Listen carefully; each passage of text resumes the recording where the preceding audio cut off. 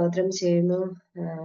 ഈ നല്ലൊരു പ്രഭാതത്തെ ദൈവം തന്ന സാക്ഷ്യമായ ദൈവമക്കളുടെ മുമ്പാകെ ആയിരിക്കാൻ ദൈവം ഒരുക്കി തന്ന നല്ല അവസരത്തിനായി സ്തോത്രം ചെയ്യുന്നു. പ്രത്യേകം ഈ മീറ്റിംഗിൽ അറ്റൻഡ് ചെയ്തിരിക്കുന്ന എല്ലാവർക്കും എന്നെ ഈ മീറ്റിംഗിലേക്ക് ഇൻവൈറ്റ് ചെയ്ത സന്ധ്യാന്റിക്കും ദൈവനാമത്തിൽ എന്റെ സ്നേഹവന്ദനത്തെ അറിയിക്കുന്നു. ബൈബിൾ ഇപ്രകാരം പറയുന്നു, അവങ്കിലേക്ക് നോക്കിയവർ പ്രകാശിതരായി, അവരുടെ മുഖമോ ലജ്ജിച്ചു പോയതില്ല. ദൈവത്തെ ഞങ്ങള് കണ്ടിറങ്ങി അന്നു മുതൽ ഇന്ന് വരെ ജീവിതത്തിൽ ഒത്തിരി പ്രയാസങ്ങളും ബുദ്ധിമുട്ടുകളൊക്കെ നേരിട്ടുണ്ടെങ്കിലും ദൈവത്തിന്റെ മുഖം നോക്കി ഇറങ്ങിയത് കൊണ്ട് മാത്രം ലജ്ജിപ്പാൻ ദൈവം ഇടയാക്കിയില്ല. എന്റെ പേരിൽ തന്നെ ഉണ്ട് രമ്യ ദേവി. ഞാനൊരു ഹിന്ദു ബാക്ക്ഗ്രൗണ്ടിൽ നിന്നാണ് സത്യദൈവത്തെ അറിയുവാനിടയായി തീർന്നത്. എന്റെ അമ്മയാണ് ആദ്യം വിശ്വാസത്തിലേക്ക് കടന്നു വന്നത്. ഞങ്ങൾ ബോംബെയിലായിരുന്നു. അവിടെ വെച്ചിട്ട് അമ്മയ്ക്ക് കല്യാണമൊക്കെ കഴിഞ്ഞിട്ട് ഒരു 7 years ആയിട്ടും കുഞ്ഞുങ്ങളൊന്നും ഇല്ലായിരുന്നു. അങ്ങനെ അതിനു വേണ്ടിയിട്ടുള്ള പൂജയും കാര്യങ്ങളും ഒക്കെ ഇങ്ങനെ ചെയ്തുകൊണ്ടേയിരുന്നു. അങ്ങനെ ചെയ്തുകൊണ്ടിരിക്കുന്ന സമയത്ത് എന്റെ പപ്പയാണെങ്കിൽ അമ്മ വീട്ടിൽ ഇരിക്കുന്ന കണ്ടപ്പോഴത്തേക്കിന് അമ്മേനെ ഒരു തയ്യൽ പഠിപ്പിക്കാൻ വേണ്ടിയിട്ട് ഒരു ആന്റിയുടെ അടുത്ത് കൊണ്ടുപോയി. ഈ തയ്യൽ പഠിപ്പിക്കുന്ന ആന്റി ആണെങ്കിൽ, ആന്റിയുടെ പേര് ശോശമ്മ എന്നാണ്. ആന്റി വിശ്വാസിയായിരുന്നു. അപ്പം ആന്റിയും കത്തോലിക്ക ബാക്ക്ഗ്രൗണ്ടിൽ നിന്ന് വിശ്വാസത്തിലേക്ക് കടന്നു വന്നേ. അപ്പൊ ആന്റി ആണെങ്കിൽ എല്ലാവരോടും സുവിശേഷം പറയുകയും ദൈവത്തിന്റെ വചനം മറ്റുള്ളവരേക്ക് ഷെയർ ചെയ്യുകയും ചെയ്യുന്ന ഒരു വ്യക്തിയായിരുന്നു. അപ്പൊ ആന്റി എന്നും രാവിലെ അമ്മ പഠിക്കാൻ വേണ്ടിയിട്ട് ആന്റിയുടെ അടുത്ത് പോകുമ്പോ അവിടെ ഈ ക്ലാസ് എടുക്കുന്നിടത്ത് ആന്റി ടേപ്പ് റെക്കോർഡില് ജീസസിന്റെ സോങ്സ് ഒക്കെ പ്ലേ ചെയ്യുമായിരുന്നു. അപ്പൊ ഇത് ഇങ്ങനെ ഡെയിലി ഇങ്ങനെ കേട്ടോണ്ടിരുന്നപ്പോഴത്തേക്കിന് അമ്മയും ഈ പാട്ട് കേട്ട് ഇങ്ങനെ പാടാൻ വേണ്ടിയിട്ട് തുടങ്ങി.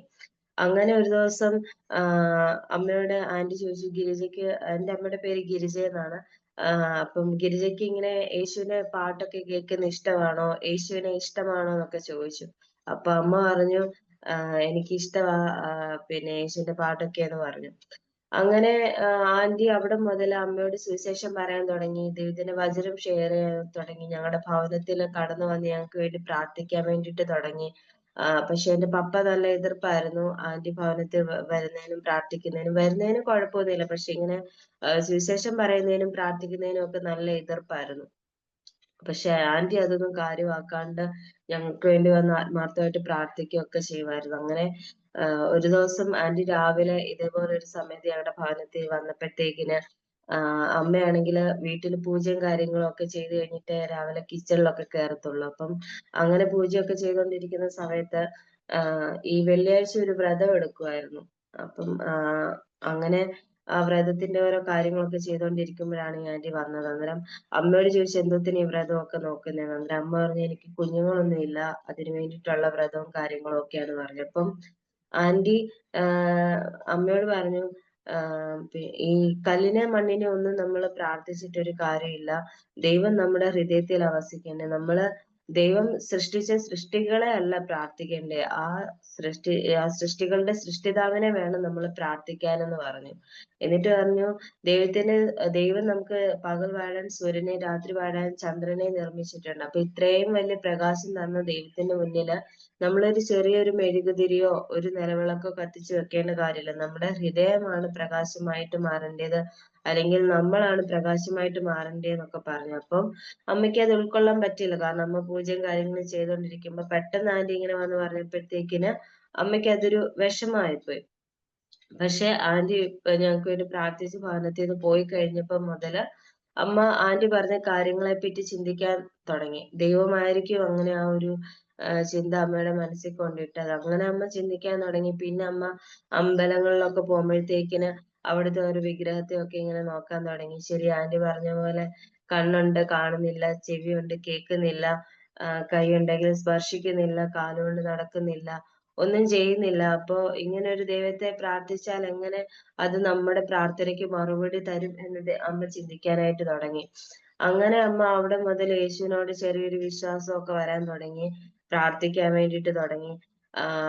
എന്റെ പപ്പ അറിയാതെ അമ്മ ഇടയ്ക്കൊക്കെ ചർച്ചിലൊക്കെ പോയി പ്രെയർ ചെയ്യുമായിരുന്നു. അങ്ങനെ ഒരു 1 year കഴിഞ്ഞപ്പോഴത്തേക്കിന് ഞാൻ ജനിക്കാൻ ഇടയായി. അങ്ങനെ അമ്മയ്ക്ക് ദൈവത്തോട് കുറച്ചുകൂടി വിശ്വാസം വന്നു. കാരണം അമ്മ പ്രാർത്ഥിച്ചു കഴിഞ്ഞ് ചർച്ചിലൊക്കെ പോയി കഴിഞ്ഞാണ് ഞാൻ ഉണ്ടായത്. അപ്പം ദൈവത്തോടുള്ള വിശ്വാസം കുറച്ചുകൂടി കൂടിയെങ്കിലും പൂർണ്ണമായിട്ടൊരു മാനസാന്തരമോ രക്ഷയുടെ അനുഭവമോ ഒന്നും അമ്മയുടെ ജീവിതത്തിലേക്ക് വന്നില്ല. യേശുവിനെ ഇഷ്ടമാണ്, പ്രാർത്ഥിക്കും, ഉള്ളിലിങ്ങനെ പ്രാർത്ഥിക്കും. അത്രമാത്രേ ഉള്ളായിരുന്നു. അങ്ങനെ ഇരിക്കുന്ന സമയത്ത് ഞങ്ങളൊരു 10 ദിവസത്തെ ലീവിന് വേണ്ടിയിട്ട് നാട്ടിലോട്ട് വരുവായിരുന്നു. അങ്ങനെ കേരളത്തിലോട്ട് വന്ന് ഞങ്ങളെ അമ്മയുടെ ബ്രദറൊക്കെ ഞങ്ങളെ വിളിക്കാൻ വേണ്ടി സ്റ്റേഷനിൽ വരുന്ന സമയത്ത് ഒരു ആക്സിഡന്റില് മരിച്ചുപോയി. അപ്പൊ ഇത് അമ്മയ്ക്ക് ഭയങ്കര ഒരു ഷോക്കായിപ്പോയി. കുറെ നാള് കൂടിയാണ് അമ്മയുടെ ബ്രദറിനെ കാണാൻ വരുന്നത്. അമ്മയ്ക്ക് ഏറ്റവും കൂടുതൽ അറ്റാച്ച്മെന്റ് ഉള്ളത് അമ്മയുടെ ബ്രദറുമായിട്ടായിരുന്നു. അപ്പം ആ ഒരു സഹോദരൻ നഷ്ടപ്പെട്ടപ്പോ അമ്മയ്ക്ക് അതൊരു വല്ലാത്തൊരു വിഷമായിട്ട് മാറി. അങ്ങനെ അമ്മ തീരുമാനമെടുത്തു ഇനി തിരിച്ച് ബോംബെയിലോട്ട് പോകുന്നില്ല. കേരളത്തിൽ തന്നെ നിക്കുവാന്നൊരു തീരുമാനം കൊണ്ടുവന്നു. അന്നേരം ആ ഒരു വിഷമത്തിന്റെ സമയത്താണ് അമ്മയ്ക്ക് നേരത്തെ അവിടെ ശോശാമ്മ പറഞ്ഞ സുവിശേഷവും ദൈവവചനവും എല്ലാം അമ്മയ്ക്ക് ഓർമ്മയിൽ വന്നത്. അന്നേരം അമ്മയ്ക്ക് മനസ്സിലൊരു കുറ്റബോധം തോന്നി. അന്ന് ഞാൻ പ്രാർത്ഥനയ്ക്ക് ഒക്കെ പോയി. പക്ഷെ പിന്നെ അത് ആഹ് ഏറ്റെടുത്ത് പ്രാർത്ഥിക്കുകയൊന്നും ചെയ്തില്ല. പിന്നെ അതങ്ങ് മറന്നു. ഇനി അതുകൊണ്ടാണോ എനിക്കിങ്ങനെ ആപത്ത് വന്നേ എന്നൊക്കെ ഒരു ചിന്ത അമ്മയുടെ മനസ്സിലിങ്ങനെ വന്നു. അമ്മ പ്രാർത്ഥിച്ചോണ്ടേയിരുന്നു. പക്ഷെ നാട്ടിലൊരു വിശ്വാസിയോ, ഒരു സഭയോ ഒന്നും അമ്മയ്ക്ക് അറിയത്തില്ല. എവിടെ പോയി പ്രാർത്ഥിക്കണം, എവിടെയാണ് ചർച്ച് എന്നൊന്നും അമ്മയ്ക്ക് അറിഞ്ഞൂടാ. അങ്ങനെ അമ്മയാണെങ്കി എന്നെയും കൊണ്ട് മരുതമൂട് പള്ളി ഒരു മാതാവിന്റെ ഒരു പള്ളിയുണ്ട്. അവിടെ പോയിട്ട് അമ്മ മുട്ടുമേ ഇങ്ങനെ ഇരുന്ന് കരഞ്ഞ് പ്രാർത്ഥിക്കും. ദൈവമേ എനിക്ക് ഇവിടെ വന്നിരുന്ന് പ്രാർത്ഥിക്കാനേ അറിയത്തുള്ളൂ. യഥാർത്ഥമായിട്ട് ഒരു പള്ളിയോ കാര്യങ്ങളോ ഒന്നും എനിക്ക് അറിയത്തില്ല. അത് കാണിച്ചു തരണം. ഇപ്പൊ എനിക്കിങ്ങനെ പ്രാർത്ഥിക്കാനേ അറിയത്തുള്ളൂ എന്നും പറഞ്ഞ് അമ്മ അവിടെ ഇരുന്ന് ഇങ്ങനെ കരഞ്ഞ് പ്രാർത്ഥിക്കുവായിരുന്നു. അങ്ങനെ ഇരിക്കുന്ന സമയത്ത് അമ്മയുടെ സഹോദരൻ പോയി. ആ സഹോദരന്റെ ആത്മാവിനെ ഇങ്ങനെ എല്ലാവരും കാണുന്നു എന്നൊക്കെ പറഞ്ഞ് ഭയങ്കര വിഷയമായിരുന്നു. അപ്പൊ ഹിന്ദു ആചാരപ്രകാരം ഇഷ്ടംപോലെ പൂജാകർമ്മങ്ങളൊക്കെ ചെയ്തു. ആത്മാവിനെ ഇരുത്തുക. ആ ഹിന്ദുവിന്റെ രീതിയിൽ എല്ലാ കർമ്മങ്ങളും എല്ലാം ചെയ്തിട്ടും ആത്മാവിന് ശാന്തി ലഭിക്കുന്നില്ല. പിന്നെ എല്ലാവരും കാണുന്നു. അത് പലർക്കും ഒരു ബുദ്ധിമുട്ടായിട്ട് ഇങ്ങനെ വന്നു. അങ്ങനെ എന്റെ അമ്മയുടെ അമ്മയ്ക്ക് അതൊരു ഭയങ്കര വിഷമായിപ്പോയി. അങ്ങനെ അമ്മൂമ്മ പിന്നെയും ഓരോ പൂജാരിയെ കണ്ടിട്ട് അതിനുള്ള ക്രിയകൾ ഇനി എന്തുവാ ചെയ്യേണ്ടതെന്നൊക്കെ ഇങ്ങനെ അന്വേഷിച്ച് നടക്കുവായിരുന്നു. അങ്ങനെ വിഷമിച്ച് ഇങ്ങനെ ഇരിക്കുന്ന സമയത്ത് ഞങ്ങളുടെ അമ്മയുടെ വീടിന്റെ അടുത്തൊരു ആന്റി ഉണ്ട്. ആന്റി വിശ്വാസത്തിലായിരുന്നു. പക്ഷെ അത്രയും നാള് ഞങ്ങൾ ആന്റീനെ കണ്ടിട്ടില്ല. അമ്മ കണ്ടിട്ടില്ല. അപ്പൊ ആന്റി ഞങ്ങളുടെ വീടിന്റെ ഫ്രണ്ടിൽ കൂടി പോയപ്പോഴത്തേനും അമ്മൂമ്മ ഇങ്ങനെ വീടിന്റെ മുറ്റത്ത് നിൽക്കുന്നു. അപ്പൊ അമ്മയോട് ചോദിച്ചു, ഇങ്ങനെ ഓരോ കാര്യങ്ങൾ ഇങ്ങനെ സംസാരിച്ചപ്പോഴത്തേനും ചോദിച്ചു എന്താ പറ്റി മുഖത്ത് ഭയങ്കര വിഷമം പോലൊക്കെ. അന്നേരം അമ്മ പറഞ്ഞു എന്റെ മകൻ മരിച്ചു, അടക്കി എല്ലാ ക്രിയകളൊക്കെ ചെയ്തു, പക്ഷെ ആത്മാവിന് ഇതുവരെ ശാന്തി കിട്ടിയിട്ടില്ല. നിങ്ങളുടെ വിശ്വാസപ്രകാരം ഈ ബെന്തക്കോസ്ത് രീതിയിൽ ഒരു മനുഷ്യൻ മരിച്ചു കഴിഞ്ഞാല് എങ്ങനാ പിന്നെ നിങ്ങളുടെ കാര്യങ്ങളൊക്കെ എന്ന് ചോദിച്ചു. ആ ഒരു ചോദ്യത്തിൽ നിന്ന് ആണ് ഞങ്ങളെല്ലാവരും ഈ വിശ്വാസത്തിലേക്ക് പിന്നെ വരുവാനായിട്ടിടയായത്. അങ്ങനെ ആ ആന്റി ഞങ്ങളുടെ ഭവനത്തിൽ വന്ന് ഇങ്ങനെ ഒരു വചനമൊക്കെ പറയാനായിട്ട് തുടങ്ങി. മരിച്ചു കഴിഞ്ഞു കഴിഞ്ഞാൽ നമ്മുടെ ആത്മാവ് ഭൂമിയിലുണ്ടോ? മരിച്ചു കഴിഞ്ഞു കഴിഞ്ഞാൽ എന്തുവായിരിക്കും നമ്മുടെ അവസ്ഥ? അതിനെപ്പറ്റി എല്ലാം ഡീറ്റെയിൽഡ് ആയിട്ട് ഞങ്ങൾക്ക് പറഞ്ഞു തരാനായിട്ടിടയായി. അപ്പൊ അമ്മയുടെ ഉള്ളില് ഈ കേൾക്കുന്നതിനേക്കാളും അമ്മയ്ക്ക് ഒരു ചർച്ചിൽ പോണം, പ്രാർത്ഥിക്കണം. അന്ന് പറഞ്ഞ സുവിശേഷം പിന്നെയും കേട്ടപ്പോ അമ്മയ്ക്ക് അത് ഭയങ്കര സന്തോഷമായിപ്പോയി. അമ്മ പ്രാർത്ഥിച്ചുകൊണ്ടിരുന്നത് ഒരു വിശ്വാസിയെ കാണണമെന്നായിരുന്നു. അപ്പൊ അങ്ങനെ ഒരു വിശ്വാസിയെ കണ്ടപ്പോ അമ്മയ്ക്ക് ആ ഒരു സമാധാനം. അന്നേരം അമ്മ പെട്ടെന്ന് ആന്റിയോട് പറഞ്ഞു, ആന്റി എനിക്ക് ചർച്ച എവിടെയാന്നൊന്ന് പറഞ്ഞു തരാമോ എന്ന് ചോദിച്ചു. അന്നേരം ആന്റി ഓർത്തു കളിയാക്കി ചോദിച്ചതാ എന്ന് വിചാരിച്ചു. അന്നേരം കാരണം അമ്മയുടെ വീട്ടുകാരെല്ലാം ഭയങ്കര ഹിന്ദു രീതിയില് ആചാരങ്ങളും കാര്യങ്ങളും ആയിട്ടൊക്കെ പോകുമ്പോ പെട്ടെന്ന് ഒരാള് സുവിശേഷം പറയുമ്പോ ആരും ചർച്ചിലൊന്നും പോകത്തില്ലല്ലോ. അപ്പം ആന്റിക്ക് ഒരിക്കലും വിശ്വസിക്കാൻ പറ്റത്തില്ലായിരുന്നു. അമ്മ ചർച്ച് വരാന്നാന്ന് ആന്റിക്ക് ഒരിക്കലും മനസ്സിലായില്ല. അമ്മ പറഞ്ഞു അല്ല എനിക്ക് ഈ ആഴ്ച തന്നെ ചർച്ചിൽ വരണമെന്ന് പറഞ്ഞു. അങ്ങനെ ആ ആഴ്ചയിൽ ആന്റി എന്നെയും അമ്മയും കൂടി ചർച്ചിൽ കൊണ്ടുപോയി. അപ്പൊ അമ്മ ബോംബെ വെച്ച് ഇങ്ങനെ വിശ്വാസത്തിൽ വന്നിട്ടുണ്ട്, യേശുവിനെ പ്രാർത്ഥിക്കുന്നൊന്നും അമ്മയുടെ അമ്മയ്ക്കും ഫാമിലിക്കും ആർക്കും അറിയത്തില്ല. അറിഞ്ഞു കഴിഞ്ഞാൽ അവര് നല്ലതായിട്ട് എതിർക്കും. അമ്മ ഉള്ളിൽ വെച്ച് മാത്രം പ്രാർത്ഥിച്ചുകൊണ്ടിരിക്കുകയായിരുന്നു. അങ്ങനെ ഞങ്ങള് അവിടെ കൊടശ്ശനാട് IPC ചർച്ചിൽ പോയി. അവിടെ ഞങ്ങള് ആദ്യത്തെ സൺഡേ തന്നെ പോയപ്പോഴത്തേക്കും അമ്മയ്ക്ക് അത് മനസ്സിനൊരു ഭയങ്കര സന്തോഷമായിരുന്നു. ഒരു സമാധാനം കിട്ടി. കാരണം ഞങ്ങള് ബോംബെയിൽ നിന്ന് നാട്ടിലോട്ട് വരുന്ന സമയത്താണ് ഞങ്ങൾക്ക് മനസ്സിലായത് എന്റെ പപ്പ ഞങ്ങള് ബോംബെയില് സെറ്റിൽ ആവുകയെന്നും പറഞ്ഞുകൊണ്ട് നാട്ടിൽ ഞങ്ങൾക്ക് ഉണ്ടായിരുന്ന ഷെയറും കാര്യങ്ങളെല്ലാം വിറ്റു. ഞങ്ങൾക്ക് ഭൂമിയിൽ ഒന്നും ഇല്ലാന്ന് അമ്മയ്ക്ക് അന്നേരം മനസ്സിലായി. പപ്പയാണെങ്കിലും പിന്നെ ഭയങ്കര കള്ളുകുടിയും കാര്യങ്ങളൊക്കെ ആയി. അപ്പം അമ്മയുടെ ബ്രദർ നഷ്ടമായി. അമ്മയ്ക്ക് നാട്ടിലുണ്ടായിരുന്ന സ്ഥലവും വീടും എല്ലാം നഷ്ടമായി. പപ്പയും കള്ളുകൂടിയായി മാറി. അങ്ങനെ ജീവിതത്തില് ഒരു പ്രതീക്ഷകളെല്ലാം നഷ്ടമായി. ഒന്നും ഇല്ലാണ്ടായിപ്പോയി. ഞങ്ങക്ക് താമസിക്കാൻ പോലും നാട്ടില് ഒരു സ്ഥലമില്ലായിരുന്നു. അമ്മയുടെ വീട്ടിലാണെങ്കിലും എല്ലാവർക്കും ഭയങ്കര എതിർപ്പ് ഞങ്ങളവിടെ നിക്കുന്നേന്. പപ്പയുടെ വീട്ടിൽ പോയാ അവിടെയും ഞങ്ങള് നിക്കുന്നേന് ആർക്കും ഇഷ്ടമല്ല. അപ്പം ഞങ്ങക്കെങ്ങും താമസിക്കാൻ പറ്റത്തില്ല. വാടക വീട് എടുക്കാൻ പറ്റത്തില്ല. ആകപ്പാടൊരു വല്ലാത്തൊരു സിറ്റുവേഷൻ ആയിരുന്നു. അതിനിടയ്ക്ക് എനിക്ക് ഞാൻ 3 വയസ്സില് ബോംബെ വെച്ച് ഇങ്ങനെ കളിച്ചോണ്ടിരുന്നപ്പം ഒരു കല്ലിൽ തട്ടി താഴെ വീണതാ. അങ്ങനെ വീഴുന്ന സമയത്ത് എന്റെ ചുണ്ടൊന്ന് മുറിഞ്ഞു. അവിടുന്ന് ഇങ്ങനെ ബ്ലീഡിങ് വരാൻ തുടങ്ങി. അപ്പം അത് ഹോസ്പിറ്റലിൽ കൊണ്ടുപോയി സ്റ്റിച്ച് ചെയ്ത് എല്ലാം ഓക്കെ ആയി. പക്ഷെ പിന്നീട് എനിക്കിങ്ങനെ ബ്ലീഡിങ് റിപ്പീറ്റ് ചെയ്യാനായിട്ട് തുടങ്ങി. അങ്ങനെ ഒരു 3, 4 ആഴ്ച ആയപ്പോഴത്തേക്കിനും ഡോക്ടേഴ്സിന് ഒരു ഡൗട്ട് തോന്നിച്ചു. അങ്ങനെ ഒരു വട്ടം ഒരു ഡോക്ടർ ഇങ്ങനെ ഡൗട്ട് പറഞ്ഞ് ചെക്കപ്പ് ചെയ്തപ്പോഴത്തേക്കിനാണ് എനിക്ക് ബോൺവില്ലേ ബ്ലഡ് ഡിസീസ് ടൈപ്പ് 3 എന്നും പറഞ്ഞിട്ട് ഒരു അസുഖം ഡയഗ്നോസ് ചെയ്യാനായിട്ടിട്ടായി. അപ്പൊ അത് 1,00,000-ൽ ഒരാൾക്ക് വരുന്ന അസുഖമാണ്. ഇന്ത്യയില് ആ ടൈമിൽ എനിക്ക് മാത്രമേ ഉള്ളായിരുന്നു. അപ്പൊ ഈ അസുഖത്തിന് ട്രീറ്റ്മെന്റോ കാര്യങ്ങളോ ഒന്നും കണ്ടുപിടിച്ചിട്ടില്ല. ഇപ്പോഴും ഇല്ല. അപ്പം അങ്ങനെ ഒരു അസുഖം കൂടി ആയി. അപ്പൊ അമ്മയ്ക്ക് ഇതെല്ലാം കൂടി ആയപ്പോഴത്തേക്കും അമ്മയ്ക്ക് മെന്റലി ആകെ അമ്മ ഡൗൺ ആയിപ്പോയി. പക്ഷെ അന്ന് അറിഞ്ഞ ആ ഒരു സുവിശേഷവും അന്ന് അമ്മ കേട്ട വചനവുമാണ് അമ്മയ്ക്ക് എവിടെയോ ഒരു പ്രതീക്ഷ കൊടുത്തത്. അങ്ങനെ അമ്മ പിന്നെ നാട്ടില് വന്ന് ചർച്ചിൽ പോയി പ്രാർത്ഥിക്കാനായിട്ട് തുടങ്ങി. അമ്മയുടെ സിസ്റ്റേഴ്സിനെയും അമ്മയുടെ അമ്മയൊക്കെ ഒരു വട്ടം ചർച്ചിലോട്ട് അമ്മ വിളിച്ചു. ചർച്ചിൽ വന്നിരുന്നാ മതി. ഇഷ്ടപ്പെടുവാണെങ്കിൽ അടുത്ത ആഴ്ച മുതൽ വന്നാ മതി. അല്ലെങ്കിൽ ചർച്ചിൽ വരണ്ടാന്ന് പറഞ്ഞ് അമ്മ അവരെയൊക്കെ വിളിച്ചോണ്ട് അവരും ചർച്ചിൽ വന്നു പ്രാർത്ഥനയ്ക്ക്. അങ്ങനെ അവർക്കും ഒരു സമാധാനം കിട്ടി ചർച്ചിൽ വന്ന് പ്രാർത്ഥിച്ചപ്പോ. അങ്ങനെ അമ്മയുടെ ഒരു സഹോദരിയും എന്റെ അമ്മൂമ്മയും അപ്പൂപ്പനും ഒക്കെ വിശ്വാസത്തിൽ വരാൻ വേണ്ടിയിട്ട് ഇടയായി. അങ്ങനെ ഞങ്ങളെല്ലാം ഇങ്ങനെ പ്രാർത്ഥിച്ചുകൊണ്ട് വന്ന് അങ്ങനെ ഇരിക്കുന്ന സമയത്ത് സ്നാനമേറ്റു എന്റെ അമ്മയൊക്കെ. അത് കഴിഞ്ഞപ്പോഴത്തേക്കിനും വിശ്വാസത്തിലോട്ട് വന്നു. ഒരു സമയം ഒക്കെ ആയപ്പോഴത്തേക്കിനും ഞങ്ങളുടെ ജീവിതത്തിൽ പ്രതികൂലങ്ങൾ ഇങ്ങനെ വന്നുകൊണ്ടേയിരുന്നു.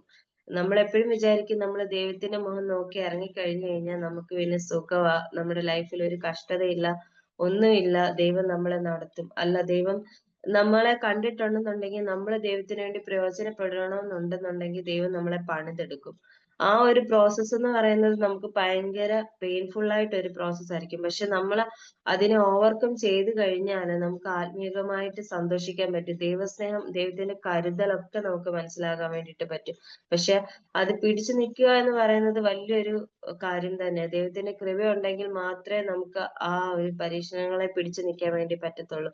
അങ്ങനെ അമ്മ സ്നാനപ്പെട്ട് കഴിഞ്ഞു. സ്നാനപ്പെട്ട് കഴിഞ്ഞപ്പോഴത്തേക്കിന് എന്റെ പപ്പയുടെ ഫാമിലിയിൽ നിന്നും പപ്പയുടെ സൈഡിൽ നിന്ന് ഞങ്ങൾക്ക് ഒത്തിരി പ്രതികൂലങ്ങളൊക്കെ നേരിട്ടു. ബിജെപിക്കാരെയൊക്കെ വിട്ട് ചർച്ചെല്ലാം അടിച്ചു പൊളിക്കണം, ചർച്ചിന് തീ വെക്കണം, അമ്മയെ വന്ന് അടിക്കണം, അങ്ങനെയൊക്കെ ഒരു രീതിയില് ഭയങ്കര വിഷയങ്ങളായിരുന്നു. പക്ഷെ അമ്മ ഒരു ഉറച്ച തീരുമാനം എടുത്തു. ഇത്രയും നാളും ഹിന്ദി രീതിയിൽ ജീവിച്ചിട്ട് അമ്മയ്ക്കുള്ളതെല്ലാം നഷ്ടമായതേ ഉള്ളൂ. ഇനി എന്ത് വന്നാലും നഷ്ടപ്പെട്ടതൊക്കെ തിരിച്ച് കിട്ടിയാലും ഇല്ലെങ്കിലും അമ്മ ഈ വിശ്വാസത്തിൽ തന്നെ നിൽക്കും. യേശുവിനെ മാത്രമേ പ്രാർത്ഥിക്കത്തുള്ളൂ എന്നൊരു ഉറച്ച തീരുമാനത്തിൽ അമ്മ നിന്നു. ആ ഒരു തീരുമാനമാണ് ഞങ്ങളെ ഇത്രത്തോളം കൊണ്ടുവന്നത്. അങ്ങനെ അമ്മ പിന്നെ അപ്പയൊക്കെ എതിർത്തപ്പോ അതിനെ ഒന്നും മൈൻഡ് ചെയ്യാതെ ദൈവത്തിന്റെ മുഖം നോക്കി മുന്നോട്ട് പോയി. ആ ഒരു സമയത്ത് പപ്പ ഭയങ്കര ആൽക്കഹോളിക് ഒക്കെ ആയി, മഞ്ഞപ്പിത്തം ഒക്കെ വന്നു. കറക്റ്റ് പഥ്യമൊന്നും നോക്കാണ്ട് ഈ ലോകത്തിൽ നിന്ന് മാറ്റപ്പെട്ടു. അങ്ങനെ അതോടെ ആയപ്പോഴത്തേക്കും അമ്മയ്ക്ക് നഷ്ടമായി. ഒന്നുമില്ല, ഹസ്ബൻഡും മരിച്ചു, എല്ലാം ഭൂമിയിൽ നിന്ന് അമ്മയ്ക്ക് നഷ്ടമായി. അപ്പോ അമ്മയുടെ ഫാമിലി ഒക്കെ വിശ്വാസത്തിൽ വന്നിട്ടുണ്ടെങ്കിലും ഞങ്ങളെ അവർക്ക് വീട്ടിൽ താമസിപ്പിക്കാനൊന്നും ഇഷ്ടമല്ല. കാരണം ഒരു വിധവയാണ്. അപ്പൊ വീട്ടിൽ താമസിക്കുമ്പോൾ അവർക്കതൊരു ബുദ്ധിമുട്ടാവും. അമ്മയുടെ ഒരു സിസ്റ്റർ കല്യാണം കഴിക്കാനുണ്ട്. അപ്പം ആ ആന്റിക്കും അതൊരു വിഷയാവും. കല്യാണം നടക്കുവോ ഇല്ലയോ? അങ്ങനെ ഒരു വിധവ വീട്ടിൽ താമസിക്കുമ്പോൾ ഉള്ള എല്ലാ പ്രശ്നങ്ങളും അമ്മയ്ക്ക് നേരിടാൻ വേണ്ടിയിട്ട് തുടങ്ങി. അപ്പൊ ബൈബിളില് ലൂക്കോസിന്റെ സുവിശേഷത്തില് ഇങ്ങനെ ഒരു വാക്യമുണ്ട്. ഏലിയാവിനെ ദൈവം സാരഫാത്തിലെ വിധവയുടെ ഭവനത്തിലേക്ക് അയക്കും. ലൂക്കോസിന്റെ സുവിശേഷത്തിൽ പറയുന്നുണ്ട്, സാരഫാത്തിൽ ഇഷ്ടം പോലെ വിധവമാരുണ്ടായിരുന്നു, പക്ഷെ ദൈവം കണ്ടത് ഒരു വിധവയുടെ ഭവനം മാത്രമാണ്. അതേകൂട്ട് എന്നെ എന്റെ അമ്മയും ദൈവം അവിടെ വെച്ച് കണ്ടു.